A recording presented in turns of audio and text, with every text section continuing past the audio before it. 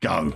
Wibble over. Yes, we was having a bit of a pre-show wibble, folks. But we can't discuss what the wibble was about because this is a show for our good friends over at eModels.co.uk. Your one-stop shop for all your model making needs. There you go. And all your god-hand needs, folks. Yes. Yes, yes. Welcome, welcome, welcome, welcome. Hello. I'm Festa from eModels, and this is the model making guru, also from eModels. Those that don't know, we are part of the official, he says in one of those, eModels build team, folks. So yes, I don't think it is them. It's not. Absolutely. In case you don't know who we are, and you've lived on the planet Neptune or whatever, that's who we are. I'm a canoe. How do you do? Absolutely, here you are, mate. So the first thing I'm going to do is I'm going to actually bring the chat over so I can read it, so I can see who's in the chat, because they are the most important people. Do you want to do the terms and conditions, Geese? Yes, don't forget, as always, this is a show for eModels.co.uk, your one-stop shop for all your model making needs, all of them. So please, excuse me, keep it family-friendly in the live chat. Do not discuss other model retailers, because that's not cool. And keep it, family-friendly, and imagine that kids might be watching. And don't forget, if you're watching this embedded in Facebook or Twitter or somewhere, come and join the live chat. Click on the YouTube icon in the bottom right-hand corner. That'll take you to YouTube, where you can carry on watching and you can join the live chat, which we've all got in front of us. I've got mine here. Look, see, that's you. That's you there. We have, I know. It's scary, isn't it? It's scary. Yeah. Yes, folks. So that's the terms and conditions. And talking of the chat, we've got myself in saying hello to everyone. We've got Crafting with Jacqueline in. Hello, Jacqueline. I like your rebrand, by the way. Yes, much better. Guru's in says, evening, everyone. Prepare, sitting and watching. Absolutely. Don't listen to him, he's a chud. Don't listen to him, he's a chud. Could you clean that up? Richard Thomas, Scale Model World says, good evening, everyone. Big thumbs up. Happy days, mate. Thank you for that, Richard. Lord Barclay the Third is in. He says, evening all. Good evening, my lord. How are you? Lord the Third. Athol McNichol is in. Hello, mate. How you doing? He says, evening, and mine hosts, plus Jackie and Lord Peter. There you go. David is in over at Brew and Glue, says, hi, Colin Fox and the chat. Hello, David. How you doing, mate? Uggages issued. Uggages are issued, mate. Richard says hi to Athol along with Sprue. Lee is in. He says hi to the host of the panel. Hello, Lee. Love to you and a big hug to Jackie. Hope you're both keeping well. Jeff Light is in. He says, very good evening, guys. And all the chat. Hello, Jeff. How are you, mate? Big hugs for you and Maggie. Hope you're both keeping well. Very civilised. He also says AV is good. Thank you very much, Jeff. Awesome. Spruce saying hi to Richard. Keith is in. Says hi, Colin Fox and everyone in the chat. Hello. Folks. So, first things first, Fox. How's you and how's me mum? I'm fine, thank you very much. I'm very, very, very, very cold. It's -4 here today. It's a bit taters, mate, isn't it? And we've got a shonky radiator on the blink, which they spent 12 weeks not fixing yet. So it's a bit chilly in this house. No, it just needs a power flush, but we're just getting British Gas to get the finger out of their bum and come and do it. And so I've been sat here, it's like I've got me hundreds of layers of clothing and my big, thick, woolly, fluffy dressing gown on, and I'm nice and toasty, apart from my hands, which I'm using to type with, so my hands are frozen to death. The rest of me nice and toasty. Mittens. I need to get some fingerless gloves so I can type. You're not able to bleed the radiator yourself, buddy, just to see if you can purge it. No, it needs a full power flush, apparently. Oh, right, okay. It's gunked up, so the guy said, you need a power flush, that'll be 800 quid. Oh, you've had one before, it's free. And it's the it's free bit that's probably why they've spent 12 weeks not coming to do it. You're bottom of that list of people that don't matter, mate. What you need to do is you need to say, I am the King's private secretary. I am the King's private secretary. Mate, they'll be there in about 10 minutes, mate, because this is how this country works, isn't it? I should just say, Do you know my father? I've got a Porsche. Ha ha ha. And they'll come Yeah, I've got a dome. Yeah. Dome. Yes, so anyway, folks, in case you're wondering what I'm up to, I'm building a Tempo A400 Leiferwagen for my little marketplace-ish vignette. So, yeah. So I'm doing it in the blue and white scheme as per. So I got all of that, and then on Monday's show just gone, I started building the dudes, couple of milkmen to go with it. Now, this isn't the only vehicle that's going on there, but hey. But what I noticed with the kit is the churns. They come separate, so I had to drill the hands on Monday, and I must admit, I'm quite pleased with that result, dude. Look. Awesome. You need hands. Like a pair of granny's earrings, isn't it? So, yeah. And the beauty of that is them churns literally just unhook out of his hand so that I can paint them at a later date. So, Friday night in Newcastle, that. There you go, see? Oh. So, yeah. Get it. So I'm well happy with that. I'm happy with how that turned out. I'm so happy that I'm happy. So... I'm so happy. That's what we're doing there. We got Harry over the back there. He's the milk crate man, so he's going to do his thing. They'll then get... I love the way... Go on. I love the way on that box art, the guy on the left just looks like a normal person with a silly moustache, but the guy on the right looks proper 1950s. Absolutely. I've lost my train of thought now. Oh, yeah, I've got to paint them up as per the box art there. That's why I have the habit of cutting the boxes up and just keeping the artwork so that I can, one, see the paint codes and colours, but also I've got Bigly Picture that I can use as a reference. So that's what I'm up to. Go on. Funnily enough, I do the same with boxes as well, because I've cut off the bit of the box that shows my Warboss In Mega Armour. Yeah, I do it on all my Warhammer builds and all of that lot, because it just makes it a bit easier when you come round to your painting. So Festa says to me one night, he says, I don't know if this is normal, but I cut these and I just got this massive wallet out with hundreds of box covers and said, yeah, I do exactly the same. He's like, I feel better now. It's like just a thing. You felt weird, didn't you? Well, yeah, I've got a pile on a clipboard there of all the Warhammer ones, you know, because, you know, I've pre-built them. They're all primed. But, of course, when it comes to painting them, you're going to think, oh, what was that supposed to be colour-wise? And then you have to Google it. Well, if you have the actual box art sat there, you don't. Yeah. There are sometimes you do get bits on Warhammer figures where you're not quite sure if it's a bit of armour or it's a bit of material. I was like, what is that bit?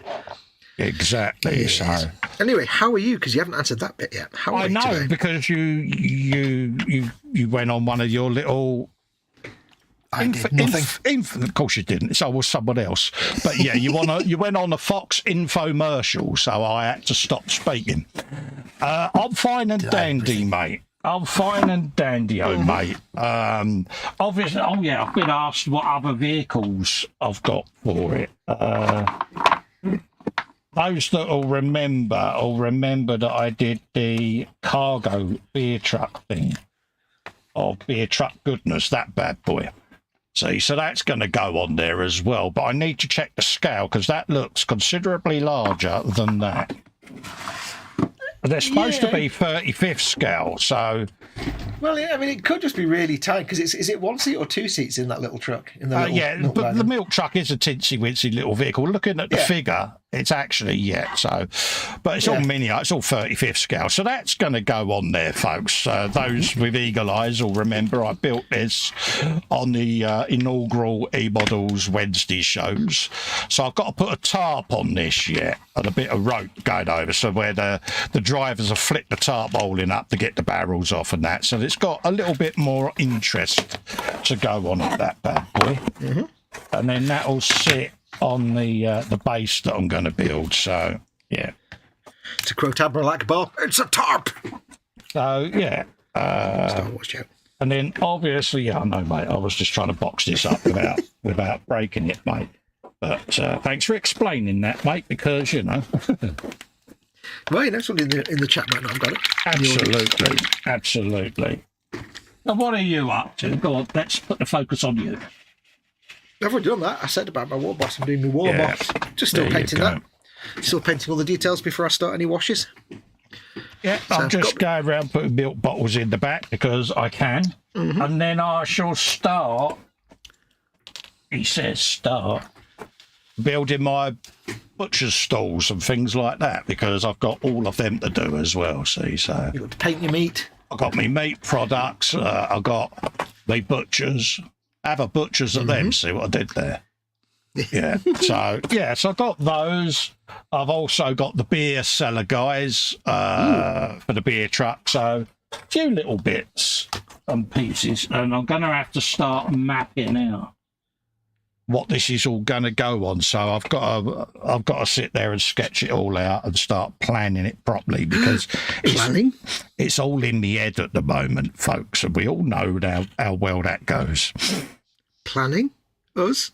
Yeah, I like to plan it out with a nice little isometric drawing, bang, and then I can lay out the road on graph paper so that I can carve all my cobbles on the styrofoam. And so I do put a lot of effort into that sort of prep for it, because it just helps me jog me memory then as to my direction. So we'll be losing our reputation as chaotic and... I know. I do plan things every now and again, folks. I know. But be impressed, folks. Don't tell everyone. Yeah, especially don't tell H. Yeah, because it's my super Festa secret.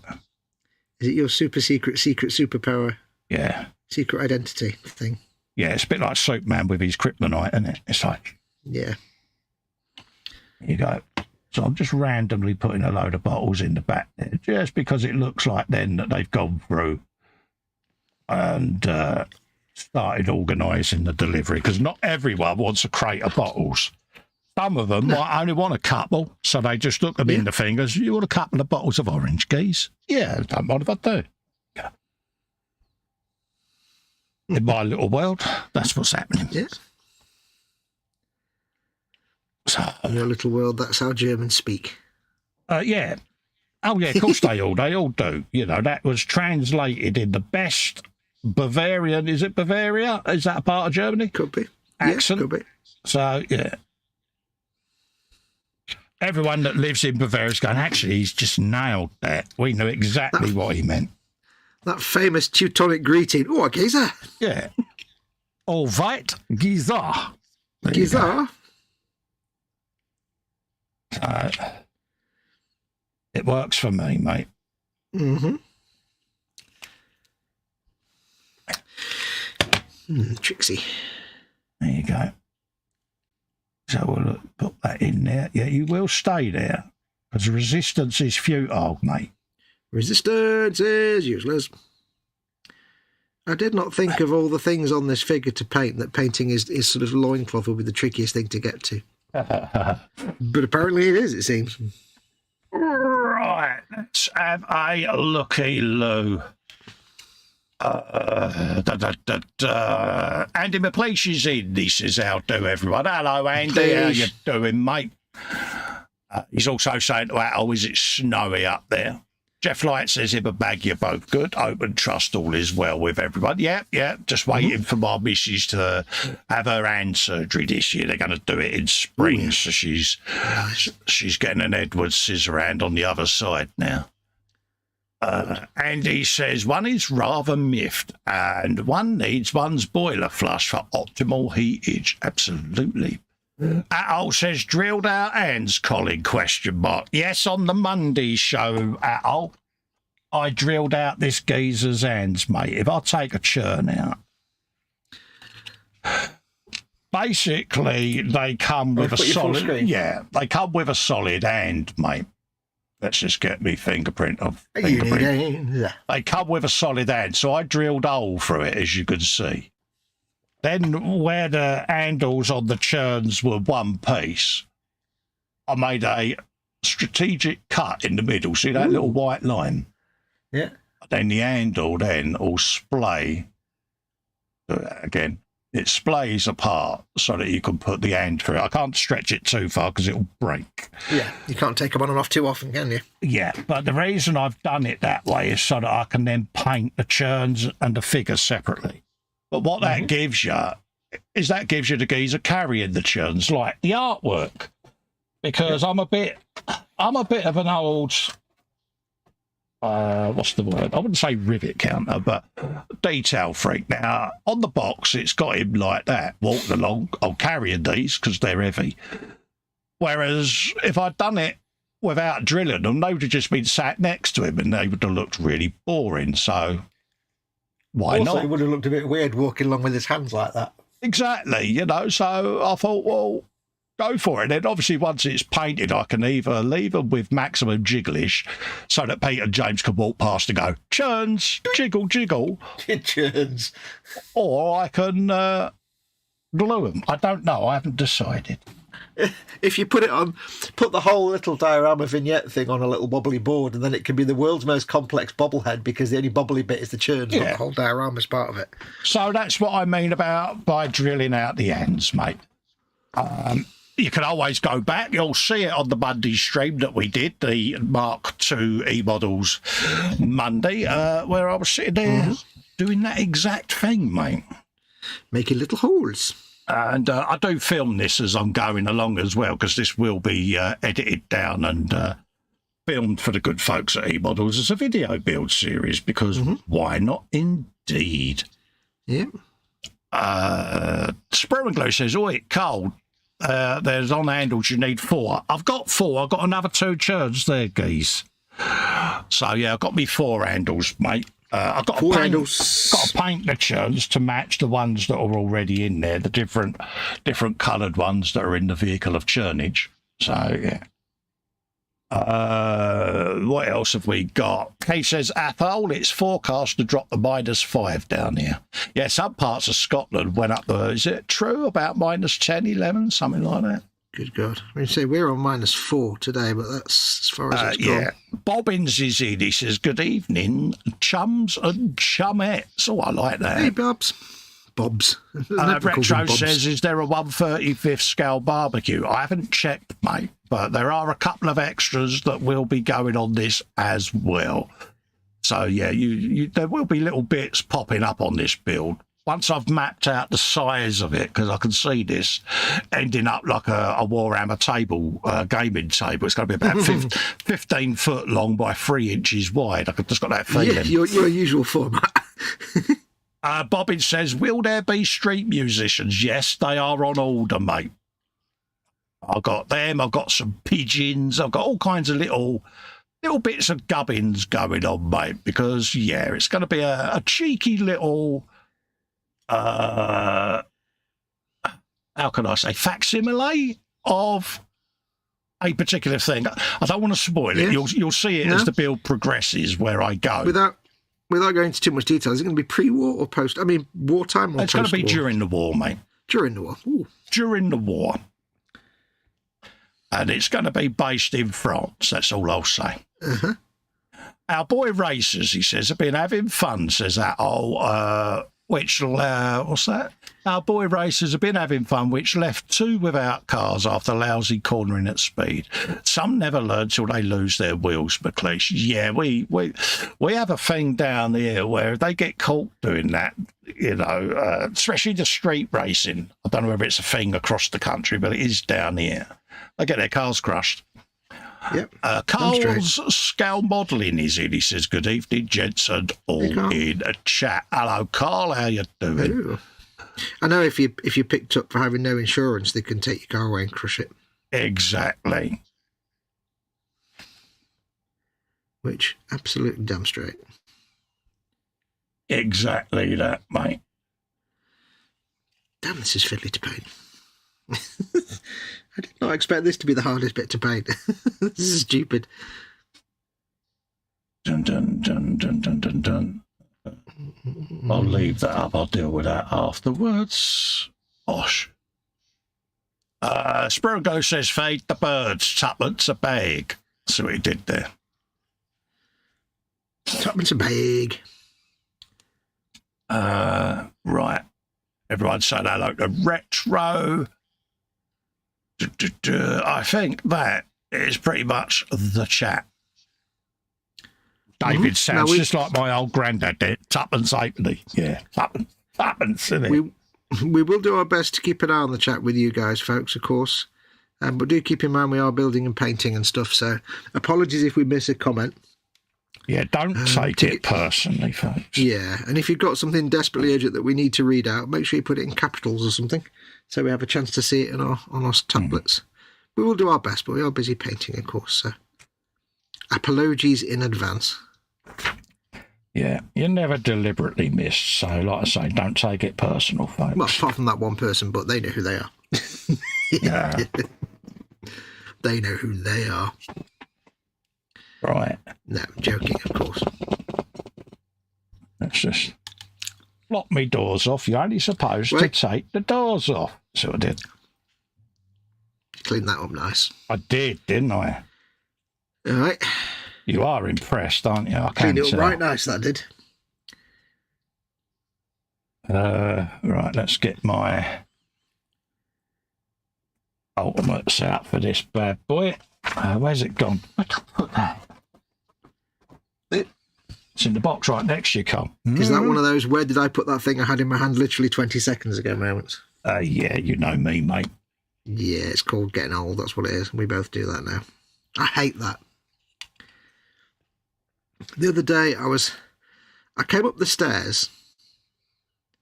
Yeah, I'm listening.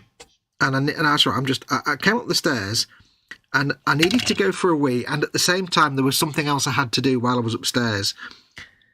And because I had three, and because there were three things for me to do, my brain just went pa. And I got to the top of the stairs, and I'm like, I forgot everything that I'm here for now. And then I was like, oh wait, no, I needed a wee. That was it. And then I forgot the other thing. I'm like, ah. Oh yeah, I do it. I came in here, sat down. I'm like, right, I've come in here for a reason. And a good 15 minutes went past, and I thought, yeah, can't remember. Got up as soon as I walked out into the kitchen. I remembered what it was. It was like, oh, really? I do it on the internet when I'm surfing. I think, I'll be reading an article and think, I must look this up. And then I forget what I'm looking up. And then I get frustrated because I knew I was in the middle of looking something up.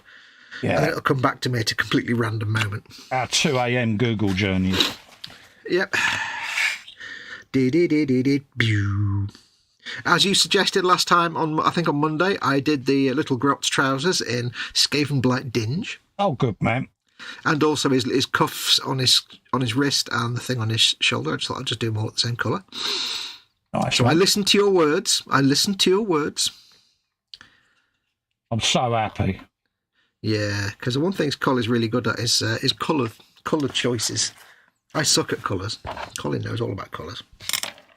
Yeah. If you're ever not sure what colour to do, just ask Colin. Say, right, I've got this, this and this that are these colours. What colour should I make this other thing? And he'll be like, make it this colour. I need all of my eyes of seeing this. Yeah, sorry, mate, carry on. Well, that was just to say, and if he tells me which colour to use by giving me a Citadel paint name, I'll give him a Scooby snack. He gets a bit of an extra treat. I think the belt on this guy's arm is supposed to be metal, but I'm going to make it not metal because that's more fun. Oh yeah, do it your own chuck it.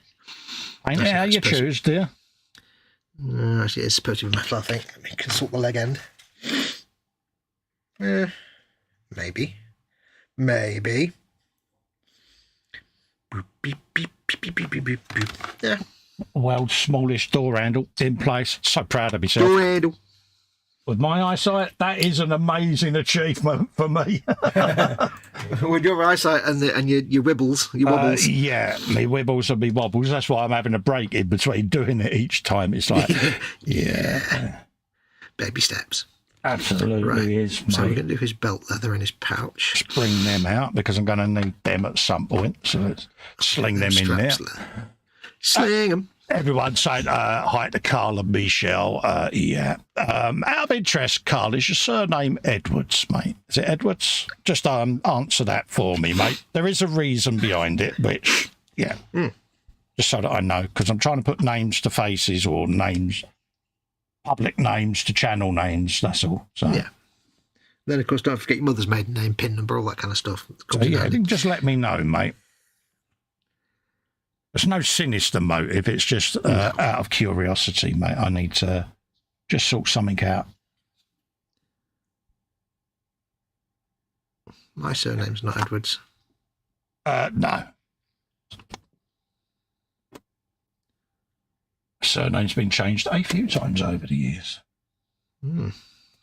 What, yours has? Yeah. Mine's only changed once. Yeah.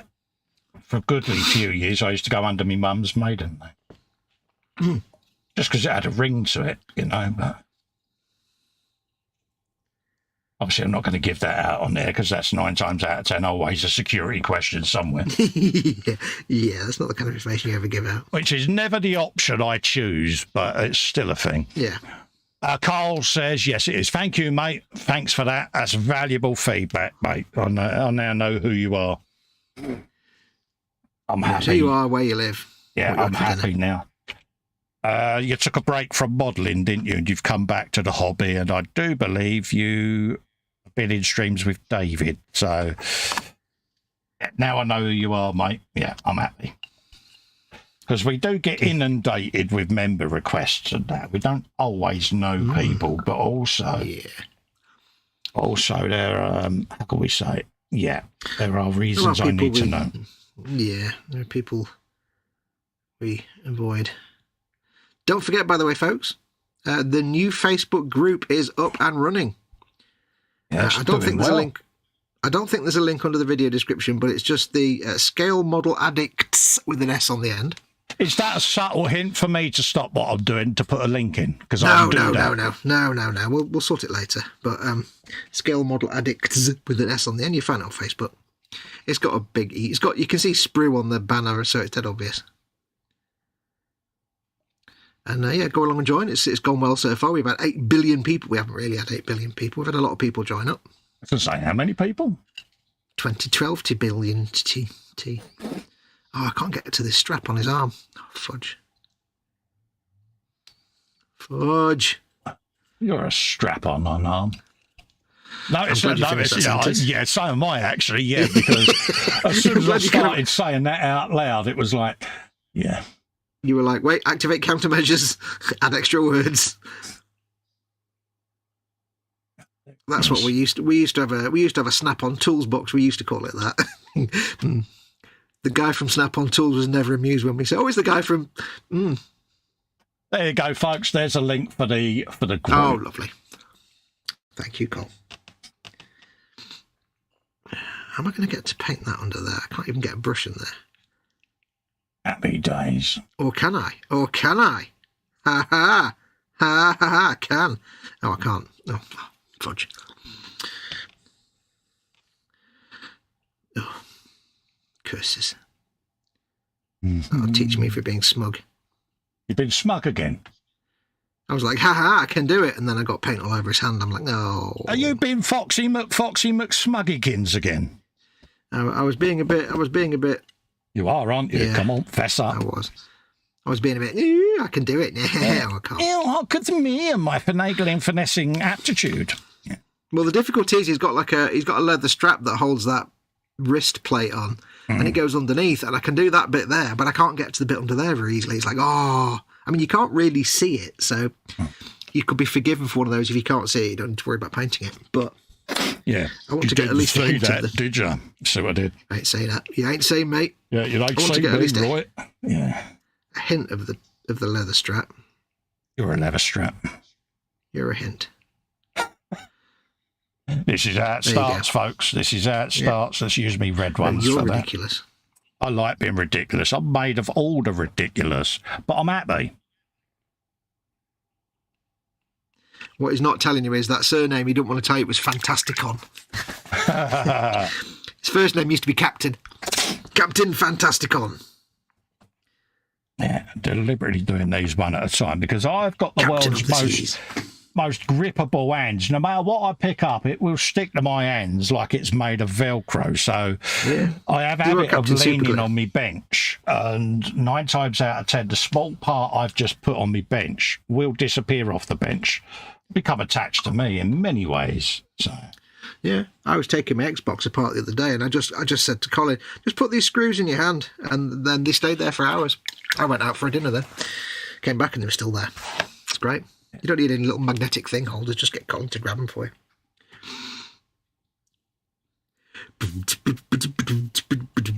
Right, so that's his leather strap on his arm. Dun. I've got to do the Grot's belt, and that's equally hard to get to. Get your belts here. Belts for Grots. Free for a pound. And he's got a little pouch and a shoulder strap. That needs to be brain. Your pouch. There you go. So one of the most satisfying things to paint when you're painting leather, Right, is Deathcore of Krieg. They're the shoulder straps that go onto their epaulets and the little pack on the front. It's just, for some reason, it's really satisfying to paint. Yeah. Because it's like brown leather. It's like a worn brown leather box they wear on the chest, and it's just so gratifying to paint it and put little highlights and make it look worn. Quite pleasing. Then again, it's Deathcore of Krieg, so it's fun to paint them anyway. Yeah, it's something I've not ever painted is Krieg. I will get around to doing it. It's just like World War I/II Germans. I just like the look of them. Yeah. Well, I've got that big bust that you printed out for me. Yeah. I've got Colin's bust on a shelf. I can do a bigger one if you require it, mate. Because, you know, I am a nice person, so... Ooh, well, I'm not even sure I can paint foldy cloth at that size yet, so let's get that one painted first. At the end of the day, mate, the offer's there. You don't have to accept it. Yeah. I know. No, I'm going to paint this one. I was looking at it today and thinking I must paint that on the Friday stream at some point.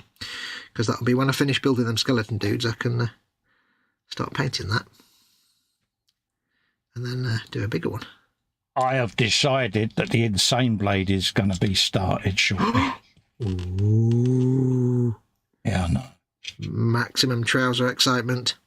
Yeah. So, let's just try and get that window in and hold it in place. And then in about 7 years, when he's finished painting... Yeah, it's going to be one of them, mate, isn't it? It is going to be one of them, isn't it?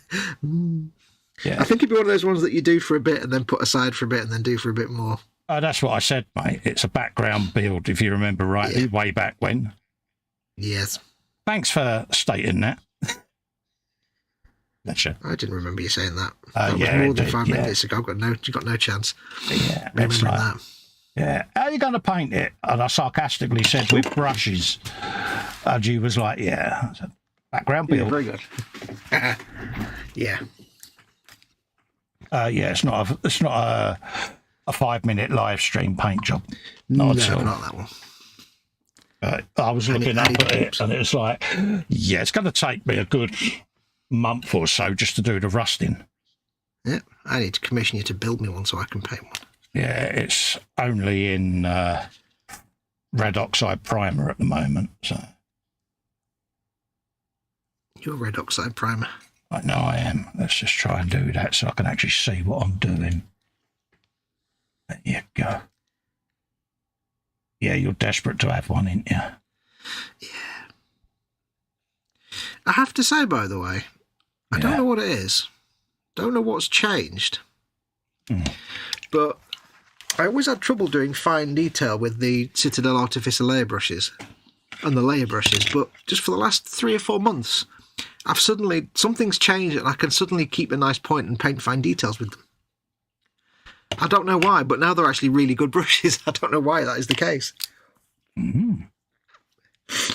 I've always been like, yeah, they're all right, but they don't last very long. But actually, this one's lasted me for ages, and it's holding a nice point. And I'm doing I think at some point, I don't know what it is, I've just got used to, maybe my eyesight sorted itself out.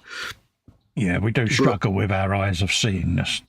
Yeah, but it's like, 6 to 8 months ago, I couldn't have painted, I would have struggled to paint something this small anyway.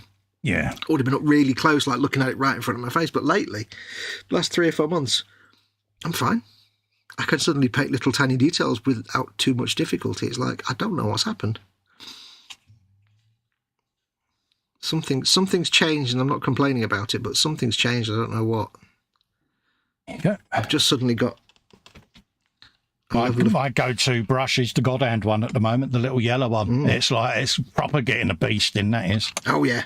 I'll be using that when I'm doing all the edge highlighting on this little fella. I'll be doing all that fine stuff. Yeah. I'll be certainly getting that out. I love that little brush. It's so good. It is, mate. It's God in your hand. See what I did? It's a hand of God. Just without football. You know what I mean? Football, see? Oh, did you just do a footballing pun? But then I said Madonna by mistake and it killed it, so... You spud. I managed to snatch defeat from the jaws of victory. Let's see whether we can... Ooh, I just realised he's got a couple of magazines in his belt and there's actually shell rounds in the top of the magazines. That's cool. Happy days. Let's move that speedo into the middle there. Apologies if I'm off shot, folks. It's just I'm trying desperately to see what I'm doing. Does come in handy, doesn't it, seeing what you're doing? Yeah, there you go. It's definitely recommended. Yeah. It's just I wanted to put that decal on before the steering wheel, but I kind of forgot. Nope. We've all done that. So, yeah, there you go. But it's on there now. Happy days. So we got the speedo in place. Released any tips for square tile zimmerit? Current plan is mini putt superfine spread thin scored with a dull blade. Right. What I tend to do, and I'm going to be doing it on a future Jag Panther build. I think it's the build I'm going to do on it. Let's just see whether that's one. Yeah, it is. There you go. Like a bit of that and a bit of that. And what I tend to do is I get a wadger putty. Currently, I'm using the Unroll model filler because that's what I've got. And a bit of liquid poly, right? Don't use the brush in the bottle. Just use an old soft brush that you got to hand, and then you can clean it out in a bit of thinners afterwards and just use that for what you're about to do.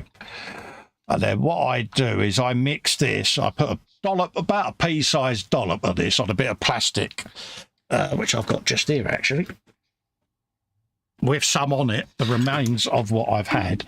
And what I do is I put a pea-sized chunk of that on there. And then I dip my brush into the unrolled poly and I'll make a paste. And as you can see, it's pretty textured. It's pretty, yeah. And I just do a few layers of that and then I start scribing in then the Zimmerit paint effect. Let it dry and just build it up in layers and you'll end up with a nice Zimmerit texture. So there you go. Nice.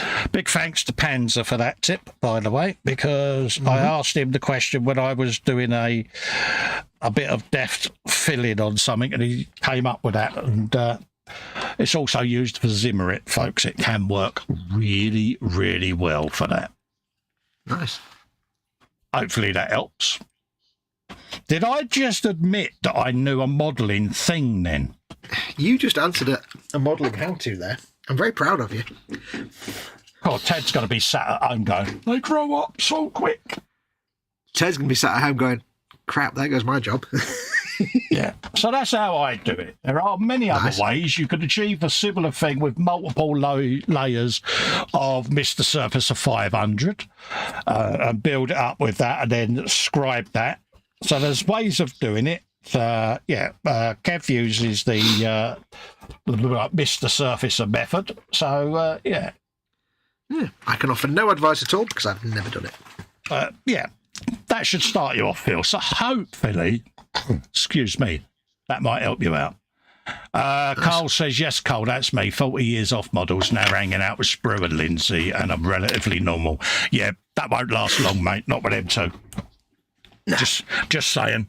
Nice knowing you, Cole.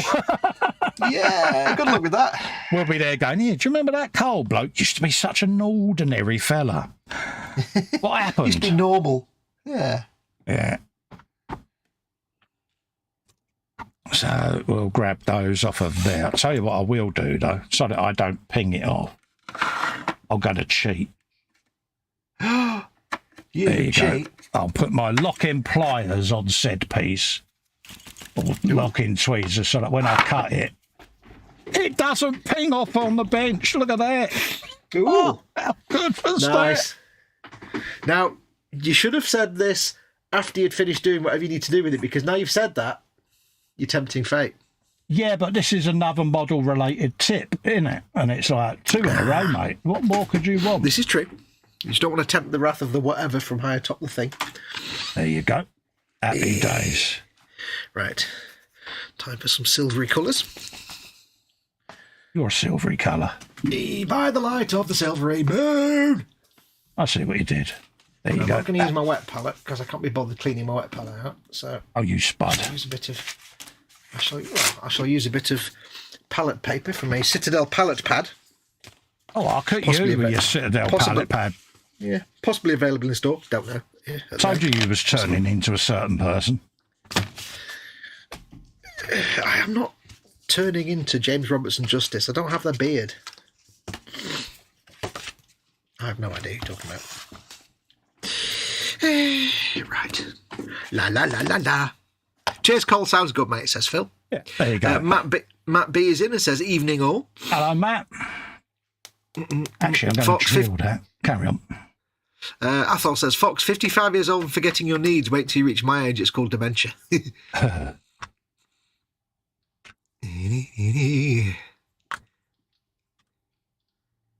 I just want to drill that. Get that handle to sit better. Retro Rabbit says, one of our shop furnaces caught fire on Monday and it's minus 22 degrees Celsius outside with the wind. Minus 22 with the wind. If you haven't had chili the night before, it's minus 43. Wow. That's serious temperature, isn't it? Yeah. That's like Siberia level temperature. That's craziness. I don't know what the lowest is we've ever had here, because we're up in the northwest of England, so it's probably about minus 18 minutes. Was it minus 18 somewhere in Scotland a few years back? Well, yeah, colder up there. When we had that polar vortex thing, because they like to give things now a suave, windswept name, don't they? A weather bomb. I mean, come on, it's a hot day. Get over it.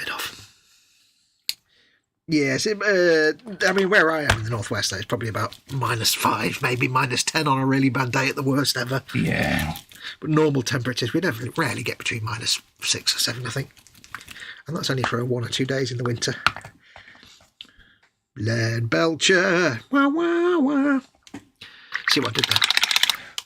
Problem here is when the temperature drops, it stays like it for an extended period because we're in the basin. Yeah.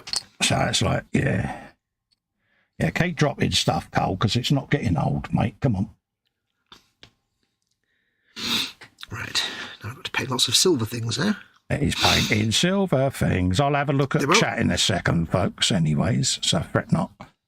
I think it's up to date now. I think I've got up to the... Oh, apart from the Bobbins, who says, modelling tips and trips on an eModel show, heresy. I know. Be careful. And from Colin as well. I know. I've taught him well. Yeah, because I knew nothing until I met Fox, because he knows everything. So, yeah. He's educated me because, I'm a cockney. What more can I say? I meant more that I've taught you how to get a word in edgeways. No, you haven't. That's still a work in progress, that is, mate. Yeah. Just get me busy painting and that's how you get your words in. I just leave you to it. It's like brilliant. That's why I get so much work done on the live streams. It's brilliant for me because I get builds done. Yeah, people say, why do you work so slow, Fox? It's like, because I never shop. Because he's using all of his oxygen to move his jaw folds. That's what he's doing. I'd like to kind of think I don't have folds in my jaw. That seems a bit weird. You are a bit jowly. You got old man jowls now. You're looking a bit like old Churchill out of that Bulldog advert. You can just shut up. You can just, no with the no. And I love doing this because deep down, Fox will go and look in the mirror when this show ends to check that he hasn't got wrinkly jowls.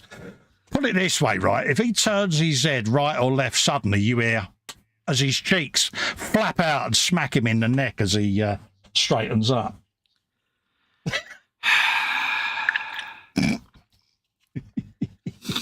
I'm inside your head now, ain't I?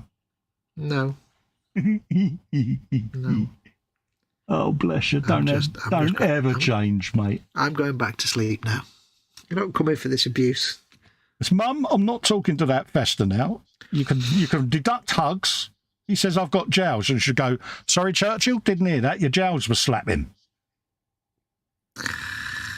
So I did. You can go off people, you know. I threw you under the bus to your mum. Did you? I know. I'd never have guessed you'd do a thing such as horrible thing as that. I am bad. Of all the people, I thought of all the people who would throw me under a bus, I never thought you. Yes, I did. I don't know. There you go. So Honestly. we've got that drilled out. We've now got to locate the other handle because it was on the cutting mat. So, yeah. This level of insulting, I should have been on an ITV contract of some sort. So I'm just going to check my hands of Velcro-ness. But, yeah, suffice that. Did I attach it? Yeah, I've attached that one. So there is one on the mat somewhere. Tell you what I'll do. Let's just have a little tidy up. Signs that your life's gone wrong. ITV offers you a contract. Oh, dear God. Yeah. Oh, my God. Yeah, that is a sign of, yeah. BBC offers you a contract. Yay, ITV. Oh. Channel 5. Yeah. I think I'd rather have Channel 5. Doldrums. If ITV said to me, you know, we think your content's a fit for our channel, I'd be like, I'll just be over here in tears now. I'm just going to go off and become a nun. I hate ITV. I'd never have guessed you can seal it really well, Fox. Mm. Oh, that's for them ones. But put that on there a minute. There was an advert the other day. Mum Wolf was watching something, and there was an advert popped up for ITV. Yeah. And it was like, and they just did like a little, you know, little blips of each different program. Then it was like, crap. Alan Carr, rubbish. I was like, oh man, none of those programs. Nemesis, isn't he? And then in the middle was like one little bit of a drama that might potentially been all right, but it's like that was like 99% just drivel you just advertised. Yeah, let's move that out of the way. Such Yeah, nonsense. you're one of those. Dear Points of View, I watched this programme for 55 minutes, and I must admit, it was full of swears. It's like, why watch it for 55 minutes then? Yeah. Oh, I don't mind swears. I just hate dross. Any channel that employs Alan Carr, I'm not going to watch your content ever.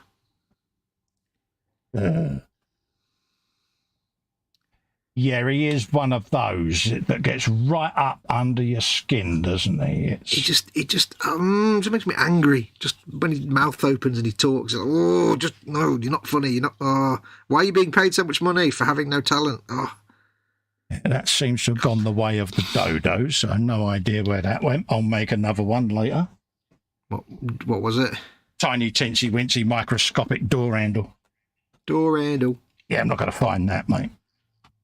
Hopefully, they've had the foresight to have a spare on the sprue, so...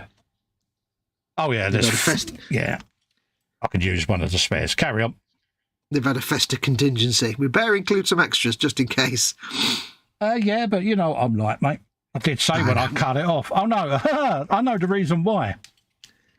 What? Because I've only cut one off the sprue, look. I can't find it. Still on the sprue. Oh, we're getting old, man. We're getting old. You remember that bit where I said, I'll use my tweezers of grippiness to stop it pinging, but I shall do these one at a time so that I don't lose one? Yeah, that bit that you then forgot you just said. Yeah. So, Bless welcome you. to the world of Festa. Don't ever change, Cole. That gives you something to mock me for. I don't care. No, we can mock you for anything. We don't need to be given things. Mockery's in both of our contracts. Picks on me, he does, folks. He does. I keep, I keep a book so that I can explain it to his mum. You know, with the mockery that I was getting a minute ago. Yeah, but you deserve it. It's contractually, I'm obliged. I deserve it. When I went through the reams of contract material for eModels with Pete, mate, this was in there. Do you know? It was, folks. Such a drama queen.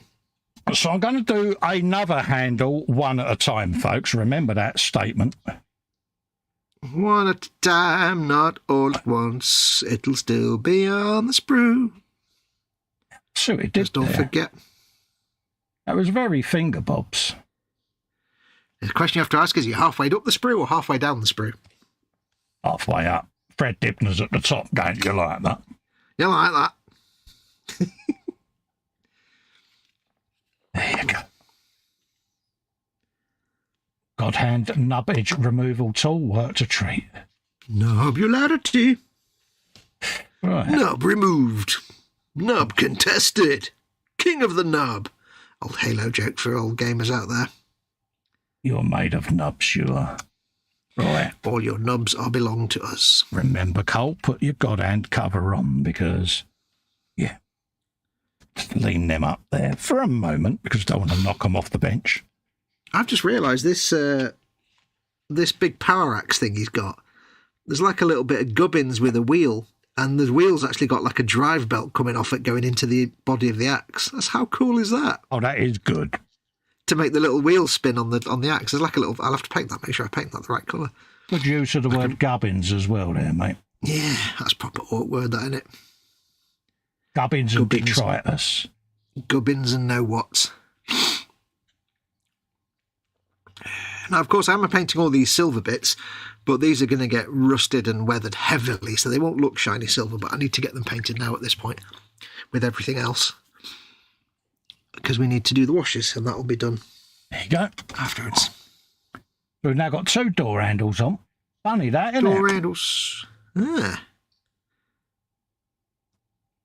Phil Lewis says that's exactly what I do. Oh, mate, honestly, people know me because Phil Lewis above that has said, here, Cole, check it's not stuck on your wrist or forearm. They know me so well. I am the bloke who sat to have me dinner and my missus went, why have you got Texaco heron on your cheek, mate? I said, oh, that's that missing Barry Sheen decal. I'll be back in a sec. Because I had done the decal, put it on the ferret, and obviously as I handled the bike, it must have come off and I had itched my face. And, yeah. It's funny, the places that little parts stick. Oh, mate, I'm a nightmare for it. There was somebody in the Facebook group the other day that put a post up. I can't remember who did it. And they just said, does anyone know on this specific kit where this specific part goes? And they showed a bit of the instructions with like a little disc piece. And he said, because I can't find where it goes. He showed a picture of the sprue and he's like, I don't find where it goes. It's part whatever. And there's a few comments. And then he said, my wife got sick of me whinging and looked it up on the instructions and found it at the end. Yeah. Oh, my missus, she can spot a greeble on the floor. Brilliant. Oh, yeah. But we've all done that where we're looking for something in the instruction. We're looking for a part in the instructions and you can't find where it. Yeah. And you've got a bit left and you end up going through you go through the instructions step by step, like with the fine tooth comb trying to find out where it was supposed to go on. I've done that. I'll spend hours on all fours looking around the man cave for a bit that I've dropped during a stream or whatever. Oh, yeah. And it's like, yeah, that's gone forever. H will walk in, she'll go, well, what's that on the floor? Bang. Picks it straight up. I'm like, how do you do that? How do you do that? I have spent all this time hunting for that. We didn't look closely enough. Yep. It's like you'll say to your missus, where is this out there on the side? The side for a man is a massive place. The men have no idea what or where the side is. We don't know what the side actually is. It's just we spend the ages going around every worktop in the kitchen and then they'll walk out and go, it's on the side, look. Bang. It's like, just look there.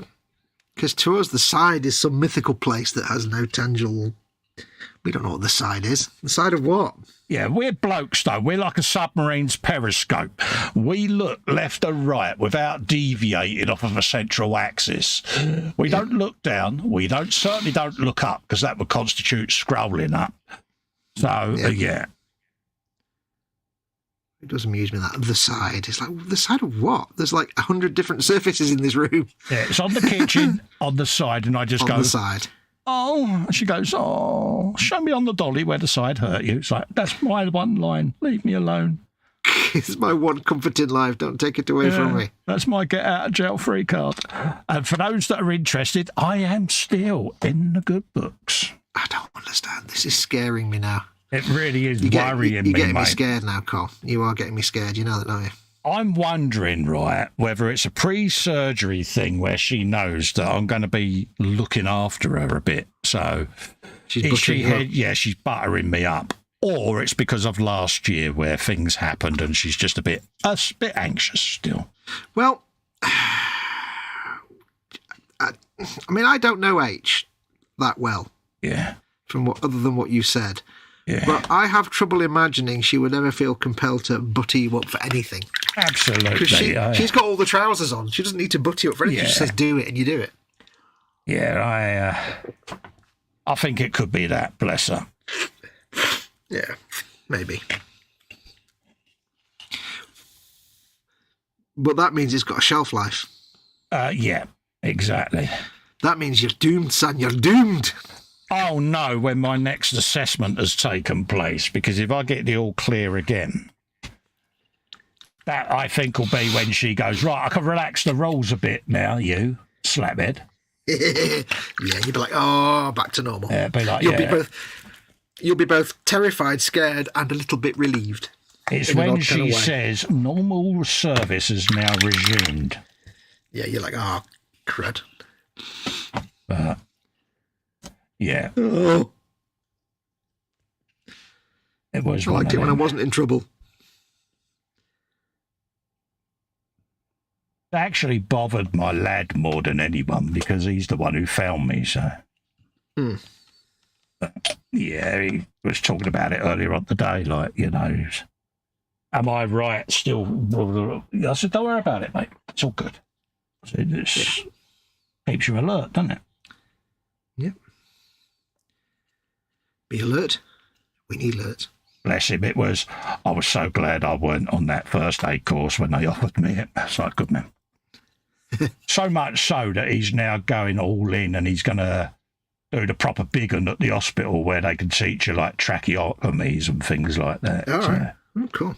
So, yeah, it's kind of brought this inner Dr. Kildare out almost with him, but... Is that Lexi?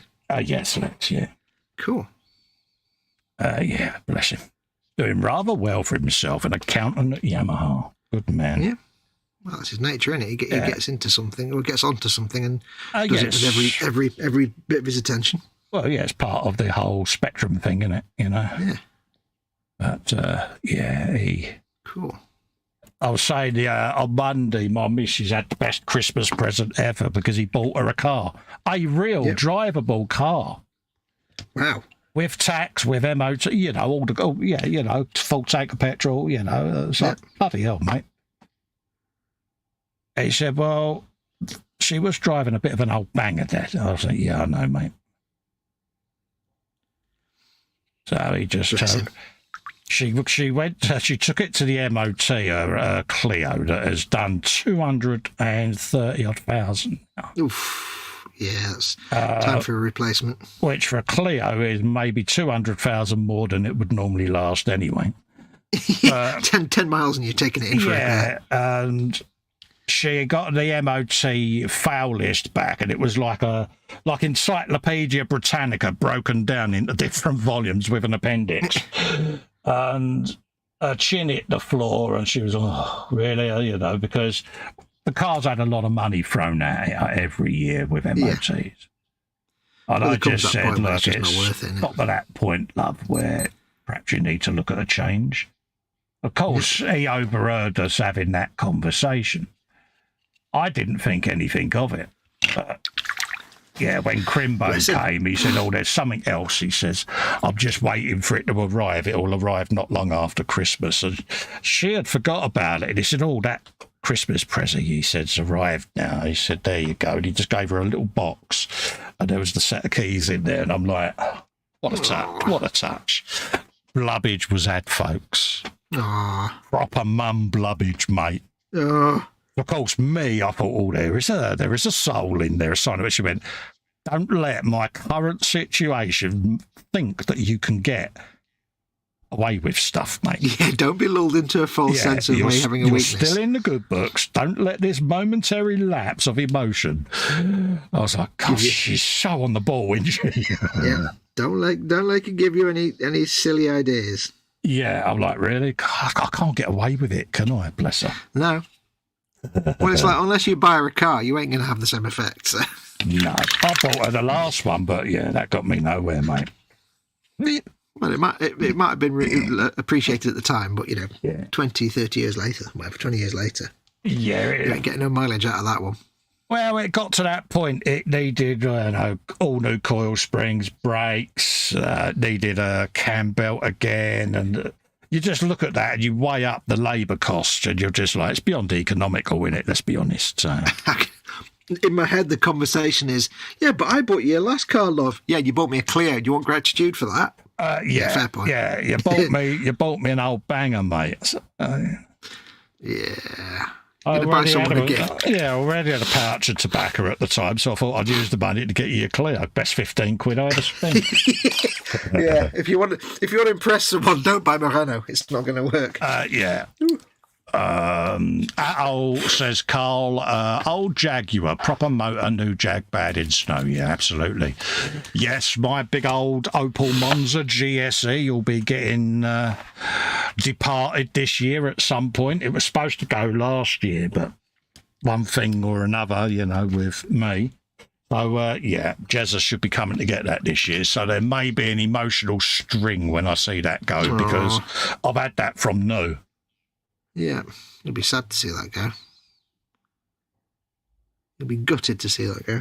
Dude, it's only got 46,000 miles on it from new, mate. It's not even run in, mate. No, you're not even... I had turned the engine over yet.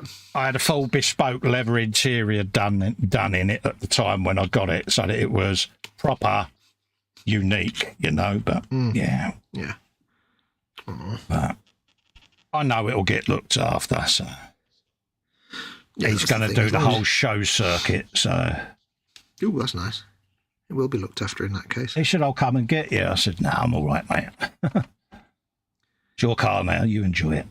Yeah, once you've moved on. Once it's gone, that's it. I need to detach, because otherwise, yeah.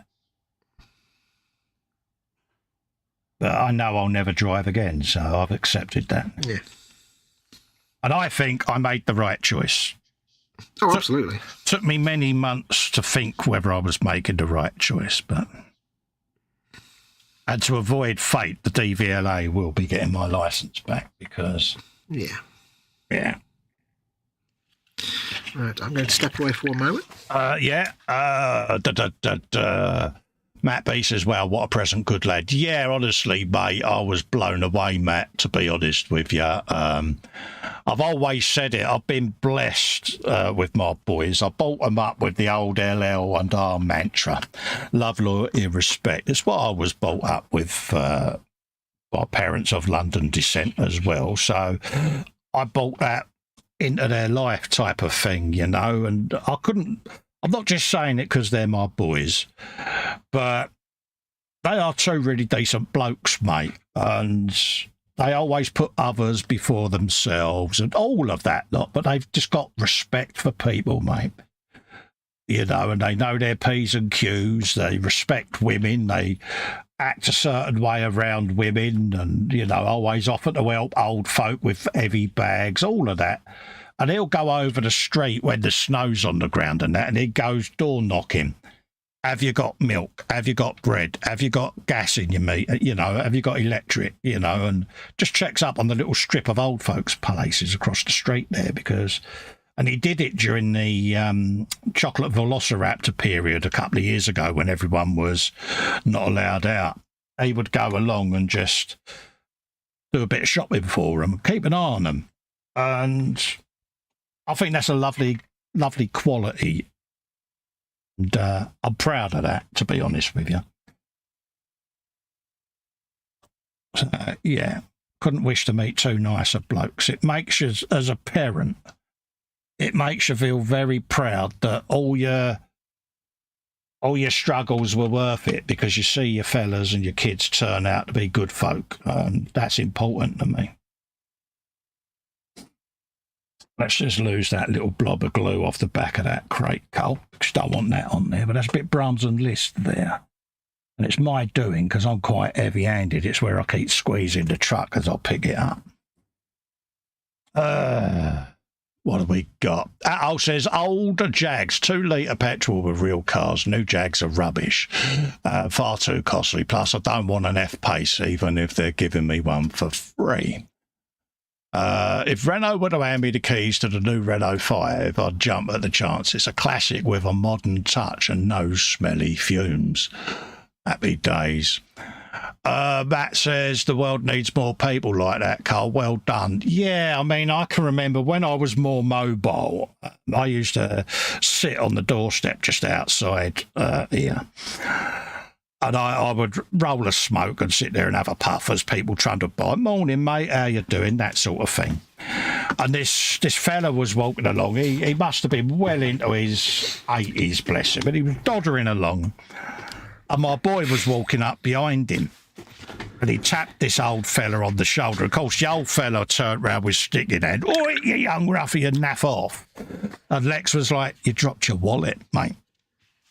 You know, and it was pension day as well, you know, and the bloke was like, "Oh, sorry." He said, no worries, mate. He said, I know why you reacted that way, but you dropped your wallet. Well, being a man of a certain generation, he flopped his wallet open and went, you know, "Have a fiver." And I shouted across to him. I said, "Don't worry about that, Pops. You keep your money. I'll sort him out." I said, "But now you know his face. If ever you're in trouble or you ever got a rowdy kid's pestering you, and you see him about," I said, he'll walk with you up and down. So what he started doing on pension day is he would go up with the old folks so that they could go up and get their pension, and then he'd come back with them because the post office is literally 100 metres up there. So he developed this little bit of a guardian angel thing with them all, you know, and I admired that because I never asked him to do it. Is that Lexi or? Yeah, it's Lexis. Yeah. You know where that comes from as well because you know Lexis. Yeah. Bless him. He's a good lad. Yeah, I admire that because it's old school respect and looking out for others, and yeah. And Cal's the same, you know. If he sees a woman with heavy bag or whatever, you know, he'll always say, "Do you need help?" Not saying you can't do it, because obviously some women nowadays, they get the if you offer them help. Yeah. But, you know, if you need a hand, just let me know. Yeah. You know, or someone in a wheelchair trying to bump up a curb, he'll just go, "None of my business, mate, but would you like me to help you get up the curb just in case you tip backwards? There's cars about, you know, and you're on the main road." They're like, "I can do it, honestly." He goes, "Yeah, but if you need it, just, you know, I'll wait until I know you're on the curb," he said, "and then I'll go about my business." And that's what they do. No. And I love that. Good lads. You brought them up well, my son. Yeah, I think so. You know, they're far better people at their age than I was at their age. You know, I was a tearaway. I was a bit of a toe rag. But then, you know, it was the environment you lived in and dare I say it, how badly you was brought up. Yep. So I wanted a conscious decision, you know, to, yeah. But no, I do admire them. I've got massive respect for the pair of them. Good. Rightly so. And they will wind me up at the best of opportunities because they all turn on Dad. You know, that's what they do because they know how it is meant to be. That is correct. It is the way it is meant to be, and they know that. Yeah, and you know that's the order of things. You know, they're not daft. Again, you brought them up. Yeah. Maybe they get their good social conscience from H and their mockery from you. Yeah. Well, Mama Wolf has discovered a new thing. Oh dear. Seems. Oh she dear. She sat down. No, it was great. She sat downstairs, absolutely transfixed by snooker. Oh. She's discovered that she really likes snooker. She's sitting there going, "Oh no!" You know, like old people shout at the TV. Yeah, my mum's snooker and darts. Yeah. Oh yeah, she loves darts as well. She's suddenly got into darts, Mama Wolf. Yeah, and she's proper Ronnie O'Sullivan fan, is me mum. "Ah, Ronnie, you tell him, love. Tell him how it is," she goes. I don't know why she's. Yeah, go on.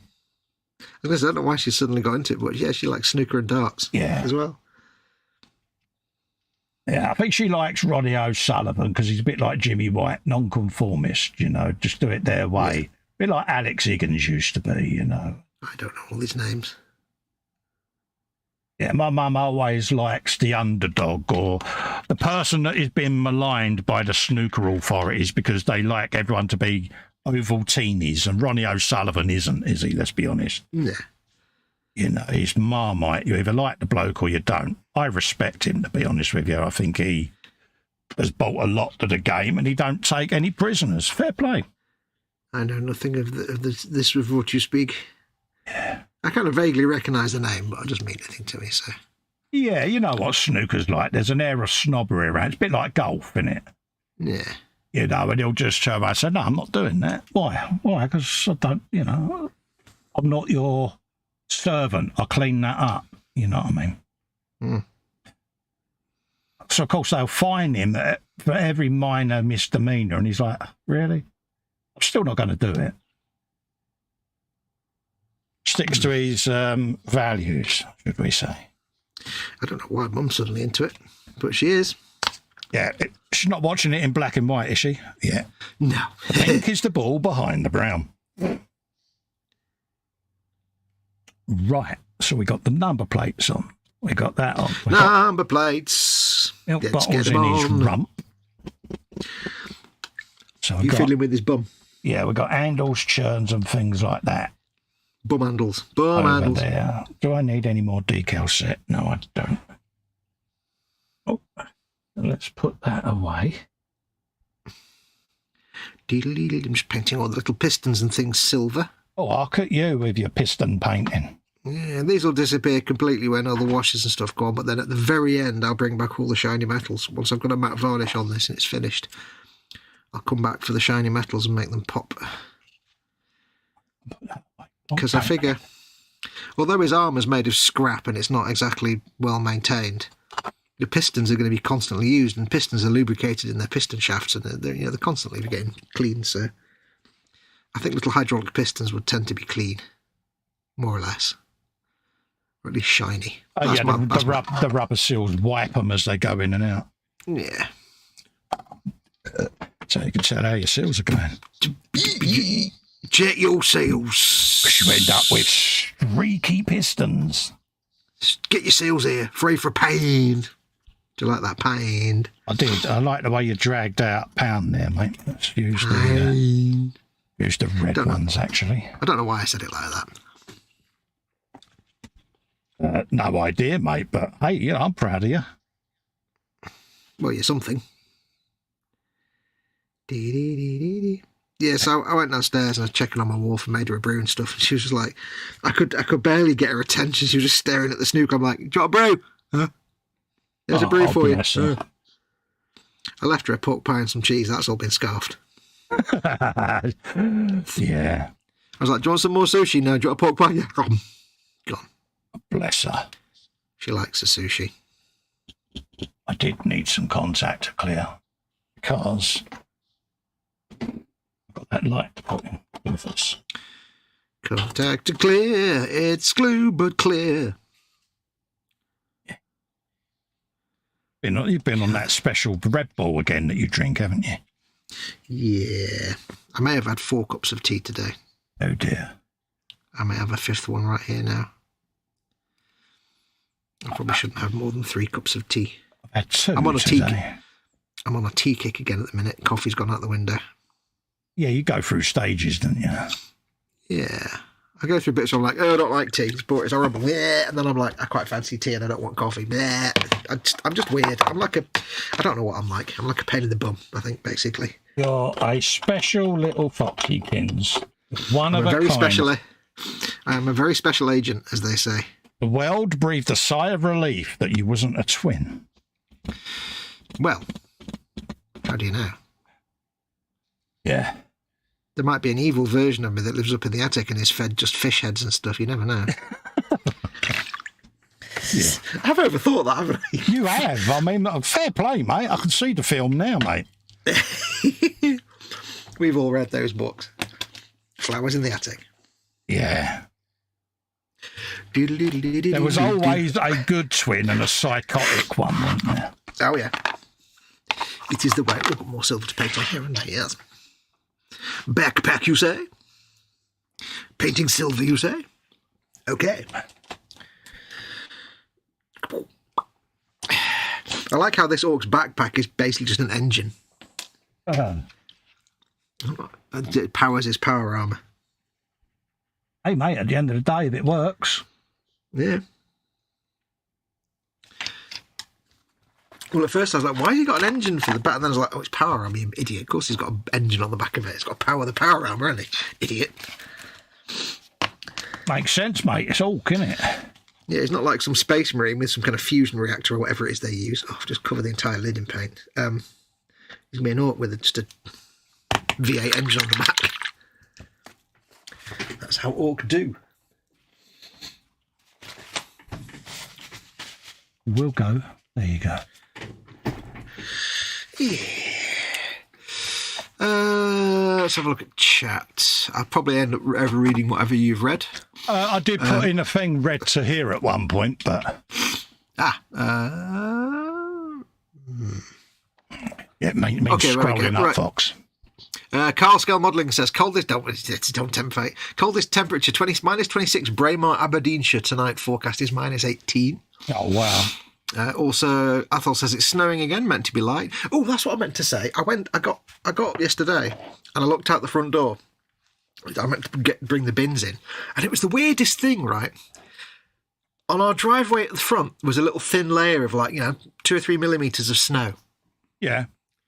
But there was no snow on the garden or anyone else's driveway or the rest of our driveway behind the gate or our back garden or our house. It was just on the sort of 20 foot of driveway at the front of the house. Oh, wow. It was really weird. I'm like, that's really localised snow. Very strange.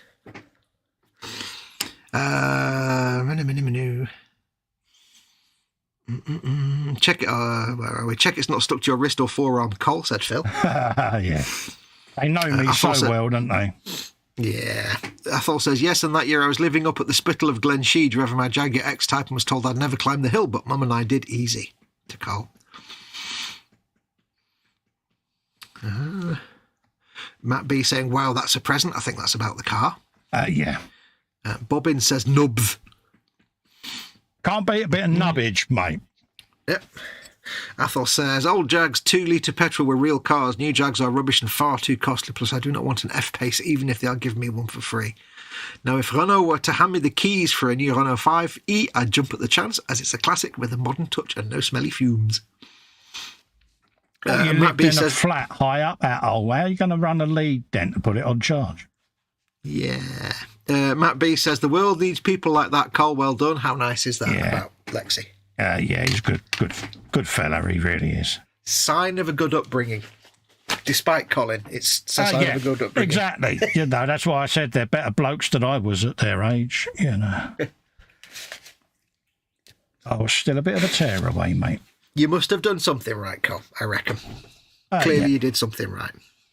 Broke the mould, mate, that's what I did. Yeah. Ooh, I can put this on I can put this on I can put this on an Ickle painting handle. Yeah, not a big painting handle, but an Ickle one. Where's it gone? There it is. Well, the thing is, the base on this is too big for the regular size ones. I've got to use the big one, but I've only got the new big ones. I don't like the new big ones. I like the old ones. I don't like new things. I like old things. I don't like change. Shut up. What? I'd never have guessed. You conceal it well. Yeah, that's just the makeup. I see what you did. We'll paint this engine block silver, but we will dirty it up retroactively. I'm going to leave the exhaust manifolds. I used the word manifold. Manifolds as rusty colours because they were pre-rusted earlier. You go careful with all of this manly knowledge, mate, because I'm getting mightily impressed with you. I took my Xbox Series X apart yesterday and was carrying out maintenance and repairs on it. How manly is that? I know. He sent me pictures. I'm like, who gave you man pills? It was like I actually had to, for the first time, use actual Torx screws. Did you use implements of manliness as well? You did. You said Torx screws. Wow, I'm so proud of you. I actually got to use my multi-different screw type set for once. I actually had Torx screws. I'm like, oh, I need number 8 Torx screw. There you go, number 8. There you go. Yeah, T8, get in. I'm so proud of you, mate. It was great. But thankfully, the cleaning process for a Series X is very simple. It's remove 5 screws, slide the fan out, clean it, put it back in. There you go, done. It's very modular.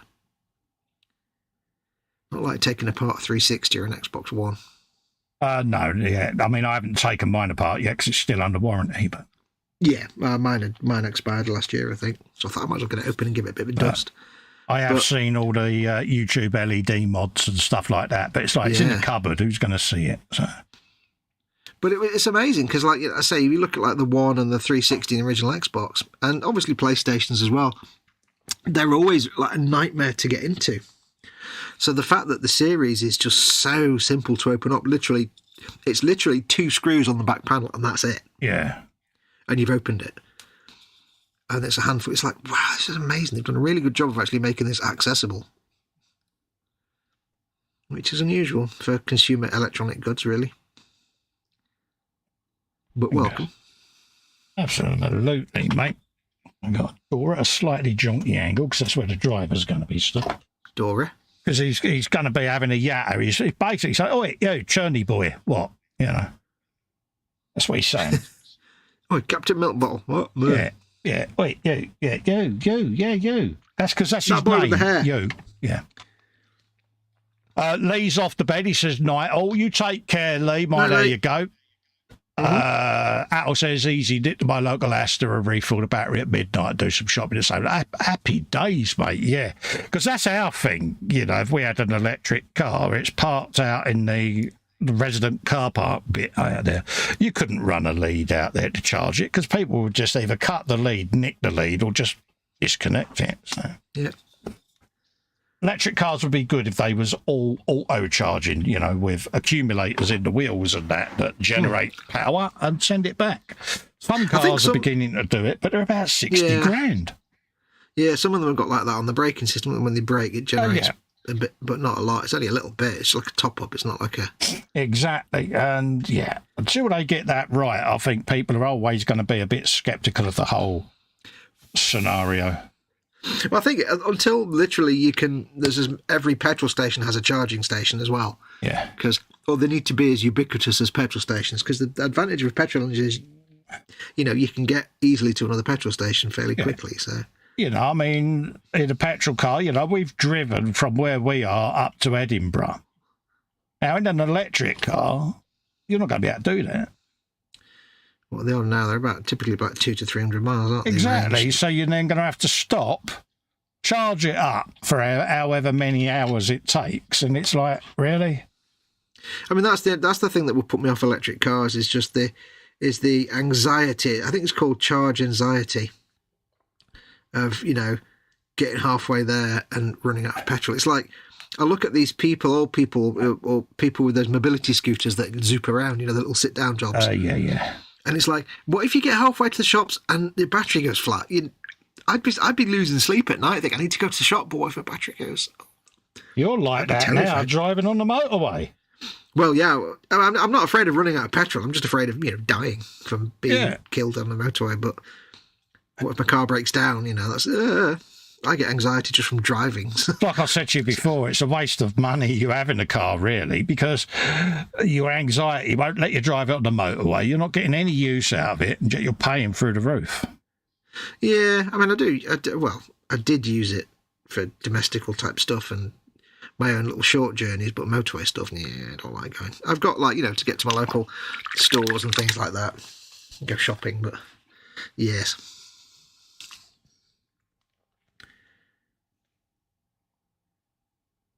Sure. Don't ever change, dear. No. But then again, it's got a shark mouth on it, so why would I can't bring myself to get rid of it. Why would you want to get rid of it, though? Because it's got a shark mouth on it. Lord Bartley says, God save Diesel. Yeah. It is one of them, you know. I mean, if I was to put my Monza back on the road and drive into London, I would get every emission charge ever thrown at me because it's a 3-litre 6-pot. Oh, God, yeah. You know, and it's just like, for me, it wouldn't be economical to use. And dare I say, it involves me getting behind the wheel again. And my reaction times just aren't what they were. And that could be you walking across the road with Mum. I come gunning around the corner in a 3-litre 6-pot and my brain doesn't engage with my hands quick enough because I used to drive with a set of Jeff Gosling hand controls on the car. Yep. So if my reaction times are diminished, that's all going to not go according for you, to plan. it's purely medical and ability related. Yeah. So I kept putting it off, and I think Helen realised what I was up to. It's like anything. If any of you that are drivers out there, if I said to you tomorrow you've got to stop driving, you're going to resist, aren't you? You're going to go, am I so-and-so? Yeah. But then suddenly it's taken out of your hands. You've got to ask yourself then, is it worth the risk? For me, it wasn't. No. To be honest with you. No. Because my conscience is enough that would say to me, yeah. We're putting other people's lives at risk. Exactly that. Actually, I need to put that on there, don't I, Burke? It's like my cousin, the one we basically was blackballed from our family. Yeah. He's persona non grata. He was diagnosed with epilepsy, I think, if I remember rightly. This is going back years and years. And was told basically you can't drive anymore. But he ignored that. He decided they didn't know best, and he carried on driving. And then he stowed his car into the gate of the house where his flat was, and had to pay for repairs to the wall and this old building and everything else. And everything was like, there, you should have listened when they said you can stop driving. Bit of a prize pilchard then, is what you're saying. Yeah, no great loss to the family, put it that way, that we don't have any truck with him anymore. He knew better. Yeah, one of those. He was happy to listen to the medical advice and not have to work and take the benefits, but then decided they were wrong when it came to him being able to drive. Oh. Soon learned the error of his ways. Oh, got the sniffles. Yeah, some people like that, they deserve all they get, don't they? Yep. To be honest with you, mate, I've got no sympathy with them when they do that, because it's like, yeah, you've been a spud, mate. Yeah.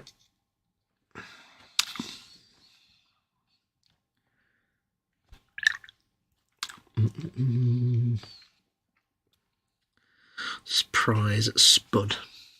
Yeah, I just had that epiphany moment, and it's just like, the minute you start questioning yourself, that's when you've got to make a decision, isn't it? And well, the minute if somebody said to me, you can't drive anymore because you're going to put yourself and others at risk, it'd be like, yeah, okay, I need to stop now. Yeah, and I had a good chat with Pam about it. I spoke to Richard, the neurology guy, told him what my train of thought was, and that I was beginning to just have apprehension. And he summed it up brilliantly. The fact that you're sitting here telling me about it, and the fact that you've already admitted you've got apprehension, you're answering your own question, mate. Yep. I'll support whatever decision you make. And I'd pretty much already made it, if I'm honest. Yeah, you do. You knew where it was going. But I had to make it myself. Yeah, I mean, that's the thing.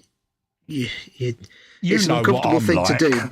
Yeah, it's an uncomfortable decision to make, but if you've got some agency in the decision-making process, if you just told you can't do this anymore, it's harder. But if you get to actually, even though gently pushed into it, you haven't really got a choice, but you're kind of given to feel that you've made the decision. Sigh of relief. Yeah. She said, inwardly, I was so happy. She said, but also incredibly sad at the time. She said, because I knew how much you enjoyed your driving, your motorcycling, and all of that. Look, I said, I didn't enjoy it enough to kill people, though. No. I mean, that's what I was worried about, mate. There's that big whole load of rubbish that says, it's all about men and their independence. It's just like, no, it doesn't matter if you're a man or woman. At the end of the day, driving's one of those things. It's a question of independence, and when it's taken away from you, that's why you get all these, you get the classic thing where the family's having this conversation about getting grandma to stop driving because she's dangerous, but she doesn't want to give up the liberty of driving, and you have to have that conversation. Say, look, grandma, you can't drive anymore. You just can't. Yeah, the freedom and all of that. Yeah. Especially with older drivers, because it's all about their independence, and it's really hard conversation to have. But It kind of has to happen. I actually do feel a lot better and a lot more at ease with the decision, to be honest with you, because I know it's the right decision. Yeah. I mean, I'm cool with it. I've never been the kind of person that I've never been into driving, and I've never had that feeling of independence that gives, because I'm a homebody anyway. I don't really go out anywhere. So if I was told today that I couldn't drive anymore, I'd be like, well, it's a pain in the bum, but I'm not going to worry about it, because it's not like I'm losing any independent feelings, because it's not. I don't value it that much. No, that's right. It's a means to me. It's a means to an end. It's although yeah. I have got. Although to be fair, having a sharp mouth on your car kind of makes you really want to be able to drive it around. Perks, isn't it? Yeah. It has got its perks. I just get sad because I would have expected. I've been driving that thing for 10 years now, and I would have expected someone to have posted a picture on it on Facebook somewhere. Have you seen this car? I've seen people taking pictures of it as I've driven past. Yeah. But I'm disappointed I've never accidentally stumbled across a picture of it on a website or anything. It's like, Oh, yeah, it's on Google Maps, huh? But I'm not going to say where. Yeah. Oh, yeah, it's on Google Maps. It only took them 10 years. Yeah, but how long did you have it parked outside your gap? 10 years. Exactly. I spent I got the car and I'm like, I really want it to be on Google Maps, so I spent 10 years parking it outside the house to make sure. And they did all the roads around our road like about 2 years ago, except our road. I'm like, oh, come on. Yeah. Yeah, come on. Really? It out. Come on, lads. Sort it out. You were so happy. He was, because he messaged me. He's like, guess what? I went, what? He said, I can't find Google Maps. Yay, finally. He was so happy, folks. He's easily pleased. Because up until that point, every car that I'd driven was like, it was a borrowed car or a friend's car. Like before I had that, I used to drive my friend Nikki's Vauxhall Astra, because she didn't drive it a lot, so I used to borrow it. And then before that, for about 6 months to 12 months, I borrowed my friend's convertible Beamer. Old vintage, whatever it was, I don't know, 1980s Beamer. That was really cool to drive because it was soft top and it was classic. And I'm like, oh. And then I had to give it back. Dee-dee-dee. How are we doing? Doing all right. What time do you want to go to tonight? 11 as usual? Yeah. Because obviously you've got stuff that you need to do and that, and it's a school night as well, so. Yeah. Well, I've got little bits I can paint here and then I can get my brushes clean in 10 minutes, can't I? So what I'll do, touch up some skin, touch up these, and actually I'll put some, I'm going to try a heat staining technique on his backpack, and I don't know if I can remember how to do it, so I'm going to try. I trust you. Not doing it now, but it starts by painting the thing gold. I can't remember. It's one of those things that I figured it out once and then forgot instantly how I did it. Like a bit of gold, don't you, mate? I like a little bit of gold, a little bit of retribute armour. Yeah, what you need. Works really well with blue and red. I mean, oh yeah. Look at that gold. I mean, just look at that gold. Ooh. Yeah, blue. Oh, God. I see what we did there. That's, yeah. Carefully applied gold works a treat. Not really carefully applied gold, on the other hand. Well, the exhausts on things like engines in Warhammer are typically sort of bronzy coloured. I don't know why, they just are. Yeah, it's just But go on. No, you carry on, mate. I was agreeing. So what I want to do is get like a kind of heat-stained effect to that, and what I'll do is I'll use golds, brown wash and silvers. It's not going to be like heat-stained purple, blue and red stuff, because I don't like that. I don't like that kind of heat staining. So I'm going to do like a more just simple dark heat staining. We'll see how it comes out. I can't remember quite how I did it, so this is making it up completely. Just as well you ain't a bike builder then, because that's the default colours that a motorcycle exhaust goes. Yeah, I know. Well, the thing is, I know it's the realistic. I know it's a realistic colour scheme. Yeah. It's just I've never been able to do it in a way that doesn't look like I've just painted it purple, red and gold, red and blue. I've never been able to pull it off. And when you see it done well, it looks fantastic. But more often than not, you see it done, it's like, what you're going for.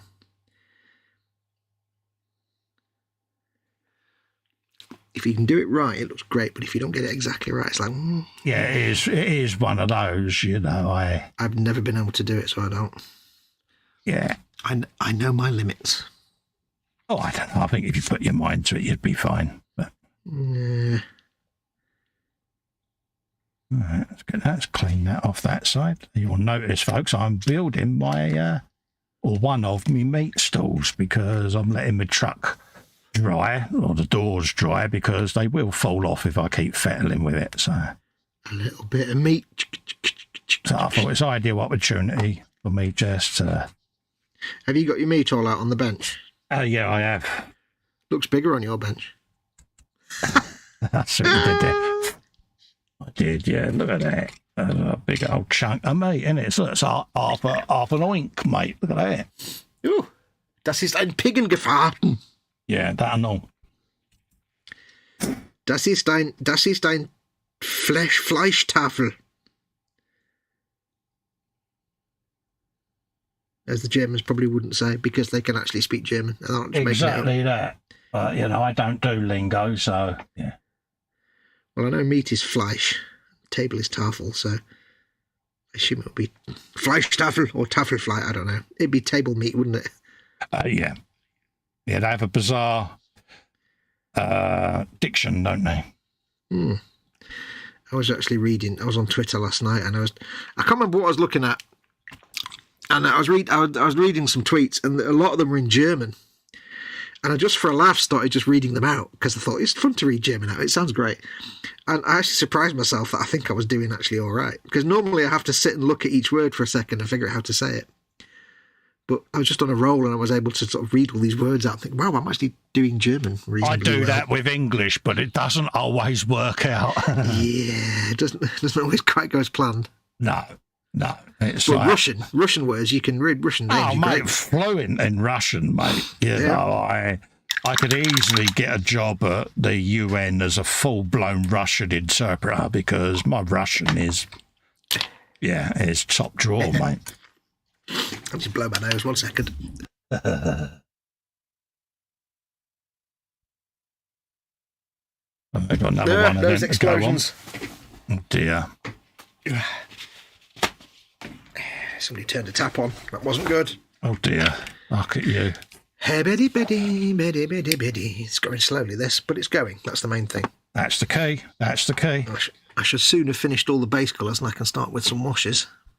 Have you? I'm not doing lots and lots and lots of different colours on this. It's basically trousers, armour, tabard, skin, and the blue for the armour, and that's kind of it, really, metallics.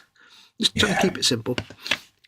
And not only that, you've got a new shiny thing just out of shop that you want to get on with. So yeah, I've got me Lord Croak to build. But I shall not skip corners or cut corners even. I shall still build this with all the dedications. Yeah. Oh yeah, that's it. The minute you start dropping your standards, you might as well stop, mate. Yeah. And yes, I did assume that we've got standards there, folks. I won't do that again. It's a big assumption, but yeah, I don't know if you're right or wrong. You might be right. I don't know. we might potentially have standards. I'm just not sure what kind of standards they are. Yeah. Having them doesn't mean they are good, if you know what I mean. Yes.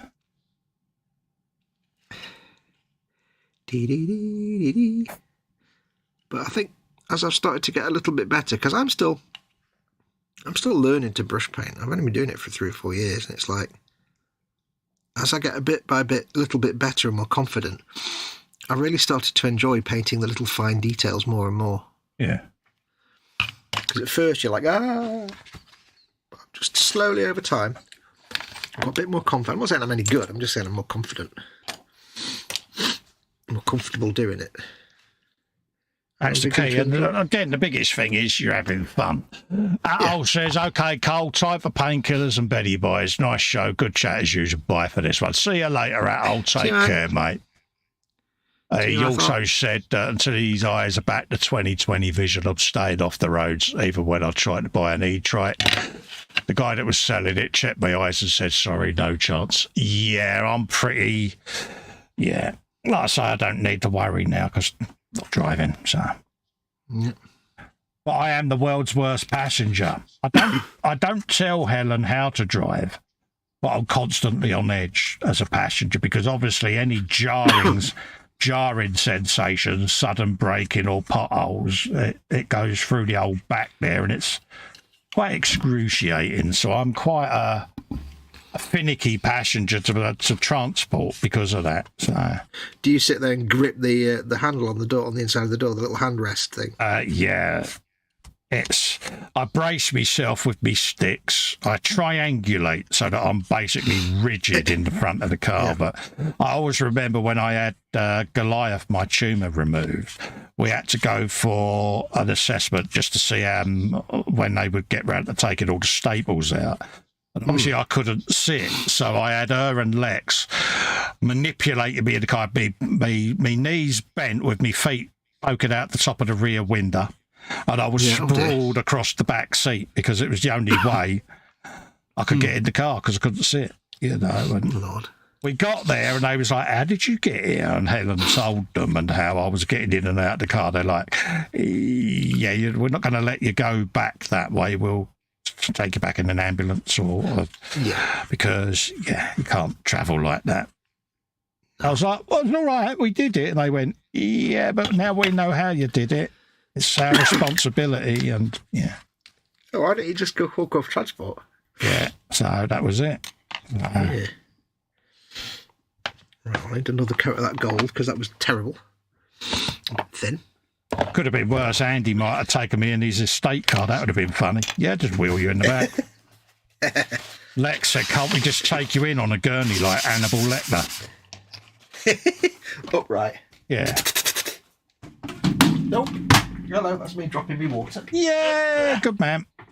So glad it's not just me dropping stuff. I'm going to put this in the sink because it's cracked. Hang on, I've got exploding waters. Yeah, no worries. Just go and do it, dear. Damage. Bless him.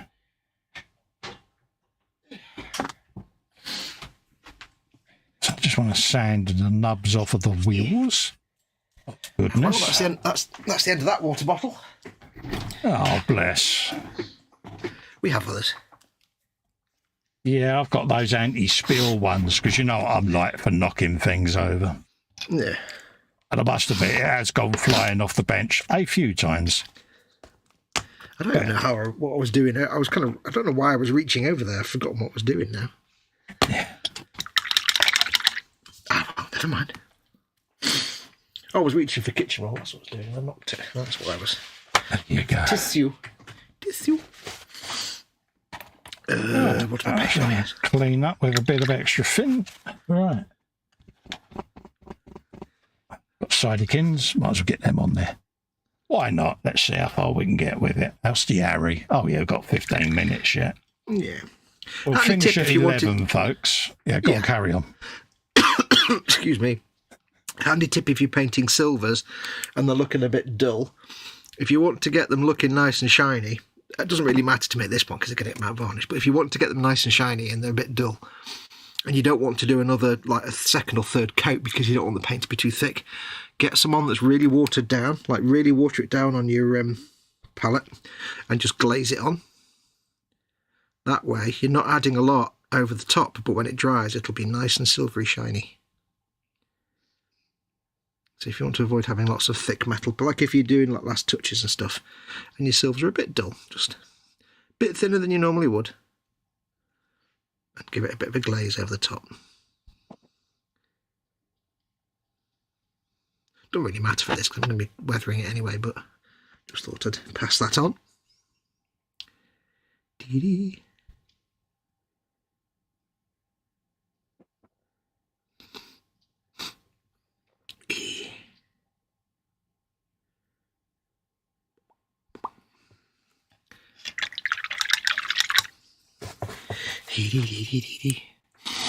Rabbit says fava beans and a nice Chianti. Yeah. JC Bricks and Builds in says evening Colin Fox and all in chat. Festa hugs, Fox hugs. Hello, James. All right, mate. I've got the exploding nose again. That gives me a chance to finish what I was about to say then. Yeah, we'll be coming off at 11, folks, so it'll be about 15 minutes time there.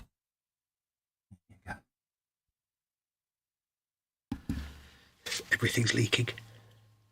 Too much info, dude. You love it, really. There you go. Get a bit of that off of there. A little bit of that.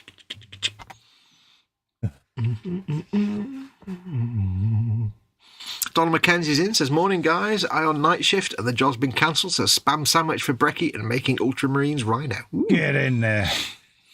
Spam sandwich, I've not had spam for so long. Yeah, good old spam. How many times did you cut yourself on one of those luncheon meat tins with that? Oh, every single darn time. Yeah, Hugh Gordon's in, says evening all. Hello, you. How you doing, geese? Yeah. It's like when you get the ham now and you get them little sort of triangular shaped ham tins with the key. Yeah. And I'm like, here's an idea. Stop me if this is too drastic. How about don't make it a triangle shape? Yeah. So that you don't have to have the thing with the key and you can just use a can opener like a normal tin. Because those keys never work and you end up cutting yourself to ribbons. I hate them. You always get about 70% of the way around the tin and then it goes ping and falls out and you're like, oh, crumbs. Yeah, exactly. It's never worth it.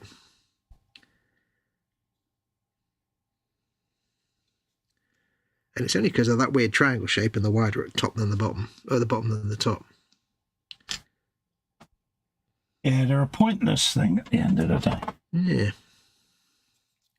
It's a mechanism to open this tin purely designed on the fact of the shape of the tin. So if you just change the shape of the tin, yeah. The tin is, in and of itself, its own problem. It's one of them things, if it had been designed by a woman, it would have been round.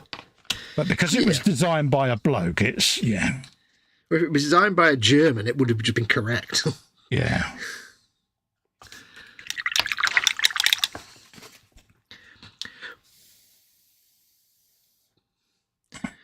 I've got a little bit of gold on the rusty bit, so let's make it rusty again.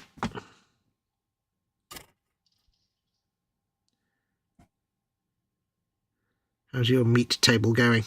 All right, mate. It's going fine, mate. It is going fine. I know when you're enjoying yourself because you got all quiet and sticky out. Not at all, mate. I was just letting you talk about what you was doing, mate. I did try to talk to the viewers at one point. That was careless. But yeah, I've learnt my lesson. I should just sit here and build and let you do all the talking. Easy night for me. Yeah, then you get loads of work done and I get nothing done. Exactly. It's like, yeah, works a treat for me, mate. Yeah, I see what you did there. Absolutely, mate. It's like, yeah. Right, so we're getting to the point where I can do a wash now. Yeah. Getting there, slowly. And luckily for me, I'm filming this, so if people do want to see it close up, I shall be releasing the video and I can do all the narrations I want on what I'm up to. Oh, the speaking. So many speaking. Many speaking. I knew you could do that. Good lad. So, you know me too well. I do. Festa knows me very well, and yet somehow he's still friends with me. I don't understand that. I know. I do question this myself sometimes. Yeah, I'm like, why do I do this to myself? Do you know Fox? Yes. And you're still friends with him? Yeah, why do I put myself through this traumatic experience? Yeah. It's like going, flame hot, ow. Flame hot, ow. Yeah, it's like, yeah. Don't put your finger in the wet palette, Fox. It's never a good thing. It's a bit like saying it hurts when I do this. Yeah, don't do it then, mate. But we still do it. And then you go, oh. Yeah. The old Morecambe and Wise jokes. Doctor, it hurts when I do that. Yeah. Oh, yeah, classic. Mm-hmm.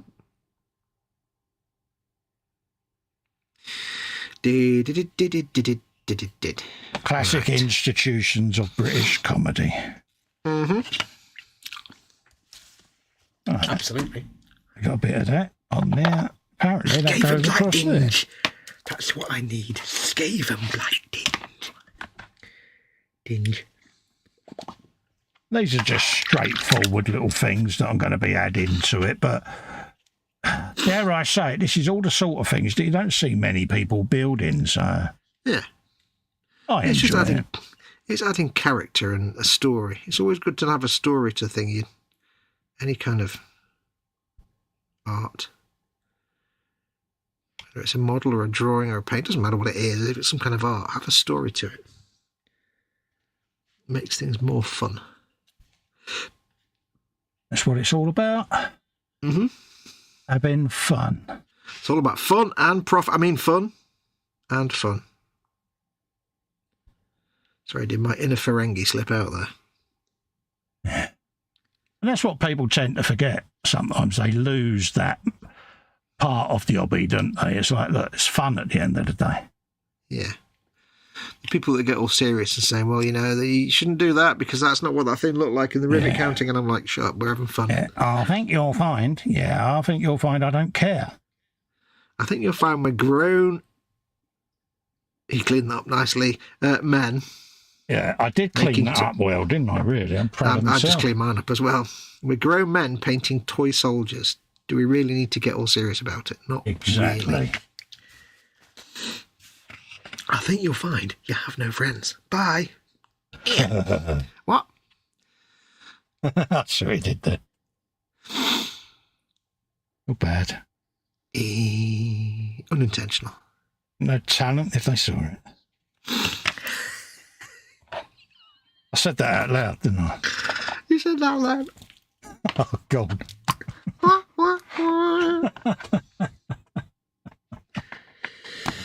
Oh, and here our troubles began. Yeah, oh well, who cares? Now, I shall, in a moment, go and get some warm water. Oh, good for you. Cleaning. Absolutely, mate. But only got 3 brushes to clean. Woohoo! Yes, I shall be using the God Hand brushes when it comes to all the superfine detailing, I think. Oh, yeah, they are gorgeous, mate. But for just this, getting the base colours down, I'm more than happy with these GW brushes. I don't know why I've suddenly been able to get on with them after not being able to get on with them for so long. Yeah, because, they was proper stinky things to you for a number of years, weren't they? So. Yeah, because they'd lose their points, or it must just be... I don't know, but something feels different nowadays. I think I've just... User experience for a start. Yeah, I'm not saying I'm good. I just think I've got to the point where I'm confident enough and I've learnt some stuff and I've just leveled up a little bit, I think. Yeah, and also you're using the equipment right. You know, it's like anything. All right, it's only a paintbrush. But believe you me, there are good and bad ways to use a paintbrush. Oh, yeah. You want to see a bad way, just watch the Liebherr Rust build when I destroy a Citadel paintbrush in about 3 minutes. I think it's just like anything. I think like with any equipment or tool, or process, I think you just get used to it and you start to relax and get comfortable. I think that's all that's happening with me is I can now paint fine detail from further away. Yeah. I used to get quite stressed. I thought I'm never going to be able to film painting figures because I can't get the camera between my head and the model. But now it's like, you know what? Either that or my eyesight's miraculously got better. I don't really see that being the thing. No. Weird. So I would just say to everybody, if you're struggling with some things, just keep at it. Just keep doing them. We're men of a certain age, mate. Our eyesight's never going to get better. Yeah. No, I don't think necessarily it's anything about understanding or anything like that, or skill. I think it's just becoming familiar enough with it. So if you're struggling with your brush painting and stuff, just chill out, go with it. Persevere, folks. So you've got to do it. I mean, I'm an idiot. I don't know anything, so if I could do it. I've still got quite a few bits of details to paint. I've got the inside of the mouth and some tubes and things. But I think I shall... Oh, I've got what did I see? I saw something. Where was that thing that I saw? Oh yeah, I've got to paint that, haven't I? Oh, we'll do that next time. It's all right. We've got time. It's all right. I'll go and get some warm water and clean my brushes. At the end of the day. I'll start that next time. Let me get some water. 1 sec. The water in the water don't taste like what it ought to. Bobby says, got a dentist appointment in the morning. Always fun. Yeah, I'm building up to that, mate. Very, very slowly, because I have an inane fear of the dentist, mate. It's the bane of my life. I've never been able to shake it, mate. And, yeah, I will do anything and everything humanely possible to get out of going.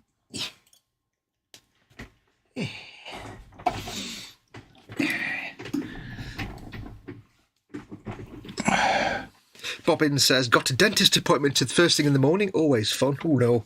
Yeah, it'll be back before you know it. You'll be back and done. I do that sometimes when I've got something I'm dreading. I just think, before I know it, I'll be sat back at home eating a sandwich. Or whatever. Yeah, me and dentists, yeah. Yeah. Retro Rabbit says, actually... Matt B says, night all. And Erwing Neatsing is in, says, have a good one, Matt. Yeah, you take care, Matt. Bye, there you go, mate. Hello, Erwin. I don't know if we spotted you before, but hello. Yeah, we'll be heading off in 5 minutes or so, folks, because it is a school night. We're mindful of that, so...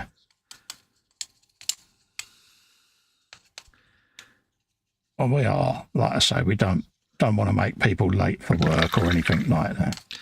No. Let's whop that along the side of there. I didn't see the point in keeping them as greebles, so I might as well put them on there, even though it said don't use them. I'm going to use them, because why not? It's your model. My model, and I'm going to put them on there. Yep. Maybe the chap that owns that thing decided to put them on for the reasons. Yeah. It's, He sat there and thought, I should put these on. Yeah, Bertie the Butcher. Yeah. There you go. We can lose the... He sat there and he thought, I shall put these on because I decided I want to. Yeah, that's a shtick. And I bet he sounded just like that. Yeah, of course he did. Because that's what Germans sound like, didn't you know? Yeah. Yeah, they sound like Fox doing an impression of a German talking. Mm-hmm. That's his shtick. Late for work. The memories, says Hugh. Yeah. Yep, you and me both, mate. I miss getting up and going to work. The one thing I've not been able to get a handle of. I don't. Yeah, honestly, it's a pride thing, innit? It's, I'm far too lazy. I miss the wage, I just don't miss the work. No, I do. I just miss it terribly, mate. It's, yeah. Mm. Well, mind you were self-employed, weren't you? So I was self-employed, and then when things took a turn for the worse, I then spent my last couple of years working inside. But yeah, but you were still doing a job that you enjoyed. And yeah, that's a big difference. Yeah, I kind of, if I'm honest, I really do miss it. But, yeah, I mean, I can't honestly say hand on heart that I miss working in call centres. No. For me, the main thing was the sense of purpose it gave you. Yeah.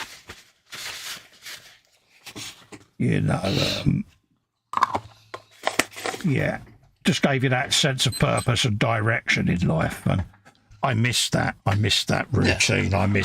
I certainly miss bringing the wage in, if you know what I mean, because that's your pride, isn't it? It's you're contributing to the income of the household type thing. Yeah. I mean, if you're lucky enough to have a job that you actually enjoy in some way, then yeah, you are going to miss it. Yeah. I don't miss my call centre jobs at all, but I do miss the friends I had when I was doing them. Like my little webcomic that ran for 3 or 4 years was entirely fueled by stupid conversations we had outside having a cigarette at lunchtime with my friends that I used to work with. Job was terrible. I just didn't miss that at all. Yeah, but as soon as I left that job, the comic strip just dried up because all the conversations stopped. Yeah, exactly. And yeah, for me, it's that I see the missus go out to work every morning, and I just sit there thinking. So yeah, that I miss that because that's the hardest battle, isn't it? Yeah. But there are people that would go, "Hey, don't worry about it, mate. Sit back, feet up." But it's, yeah. It's quite funny though. I mean, I sometimes, I found myself the other day, it's like the first job I ever had. At the time, I was like, I used to, call in sick every now and then because I was like, I hate having a job. I hate this job. I don't like working here. But then looking back on it now, man, it was the best job ever because it was like so. It was a call centre, but it was a government call centre, so there was no competition for business. So you could wear whatever you wanted. They didn't care. Yeah. As long as you come in and do your job. Yeah, it wasn't corporate, put it that way. No, you could do all your work in an hour and then spend the rest of the day just messing about, and they didn't care. And it was like, looking back on it now, it's like, if I'd stuck with that job. Well, it's like anything. If you had met your targets, that was it. Out with the football, or you used to have basketball on the bins, paper tossing. We used to get the big 3-foot-long printer ribbon cartridges out and snap the middle bit off and stick it on the front and make it into a machine gun and run around the office. Good man. With pretend machine guns. And the boss would be like, really? Yeah, really, because that's what has to be done, mate. Yeah. You give me a thing that's got a ribbon hanging down, looks like an AK-47. I'm going to run around the office making ack noises. Of course I am. What else is the civil service for? Exactly. It's not there to be at work. Oh. Yeah. Book me driving tests. There you go. I'm done now. That took me an hour. Right. Let's tidy up and get ready to pack up for the night. They decided for some reason that you had a target of 100 to book 120 driving tests a day. Oh, right, yeah. And we discovered, because you get the form and you type it in the system, basically, and we realised you could do it in an hour. Oh, right, yeah. And they were like, we don't care. As long as you've done your 120, we don't care how quickly you do it. Right. Great. Right, folks, let's go full screen. Let's show off his lordship, what he's been up there. You can go first. Oh, I'm already full screen. No, you go full screen. You do your thing, mate. All right, well, today I have painted some details. I painted the silvery bits, just the base colours. This is just base colour blocking in. So you've got all his silvery bits done. We've got the big stubber there and the blades on his big chopper. We've got the little tabard, the little red tabard's had a base colour down. Yeah. We've done the brown leather work on the grot. I've not painted the leather on his haft yet. I might do that a different brown colour. I'm not sure yet. On the backpack, which is an engine, I've just silvered in the engine. I've left the manifold as rusty and I've golded up the exhaust, but they won't look like that when they're finished. Trust me, they look terrible. That's just to get the gold base to do a heat staining effect. So that's kind of it, really. I've still got some little bits to do. I've got to get some base colours on the hammer and the leather stuff and bits, and then it's shading and then more detail painting after that. It's coming on. It's not actually a complicated paint job on this one because there's not a lot of different colours. No. Happy days, mate. Looking good, mate. That's it. Yeah. Long way to go yet. What have I done? Okay. Obviously, we've got stuff that I did Monday and I've dry fitted and tested tonight. That's old Churn Man.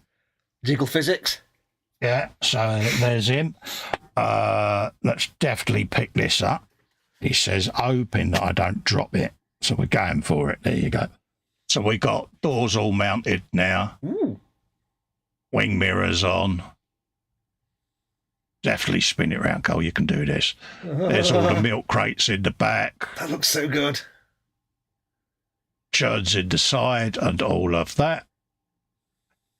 And I've also...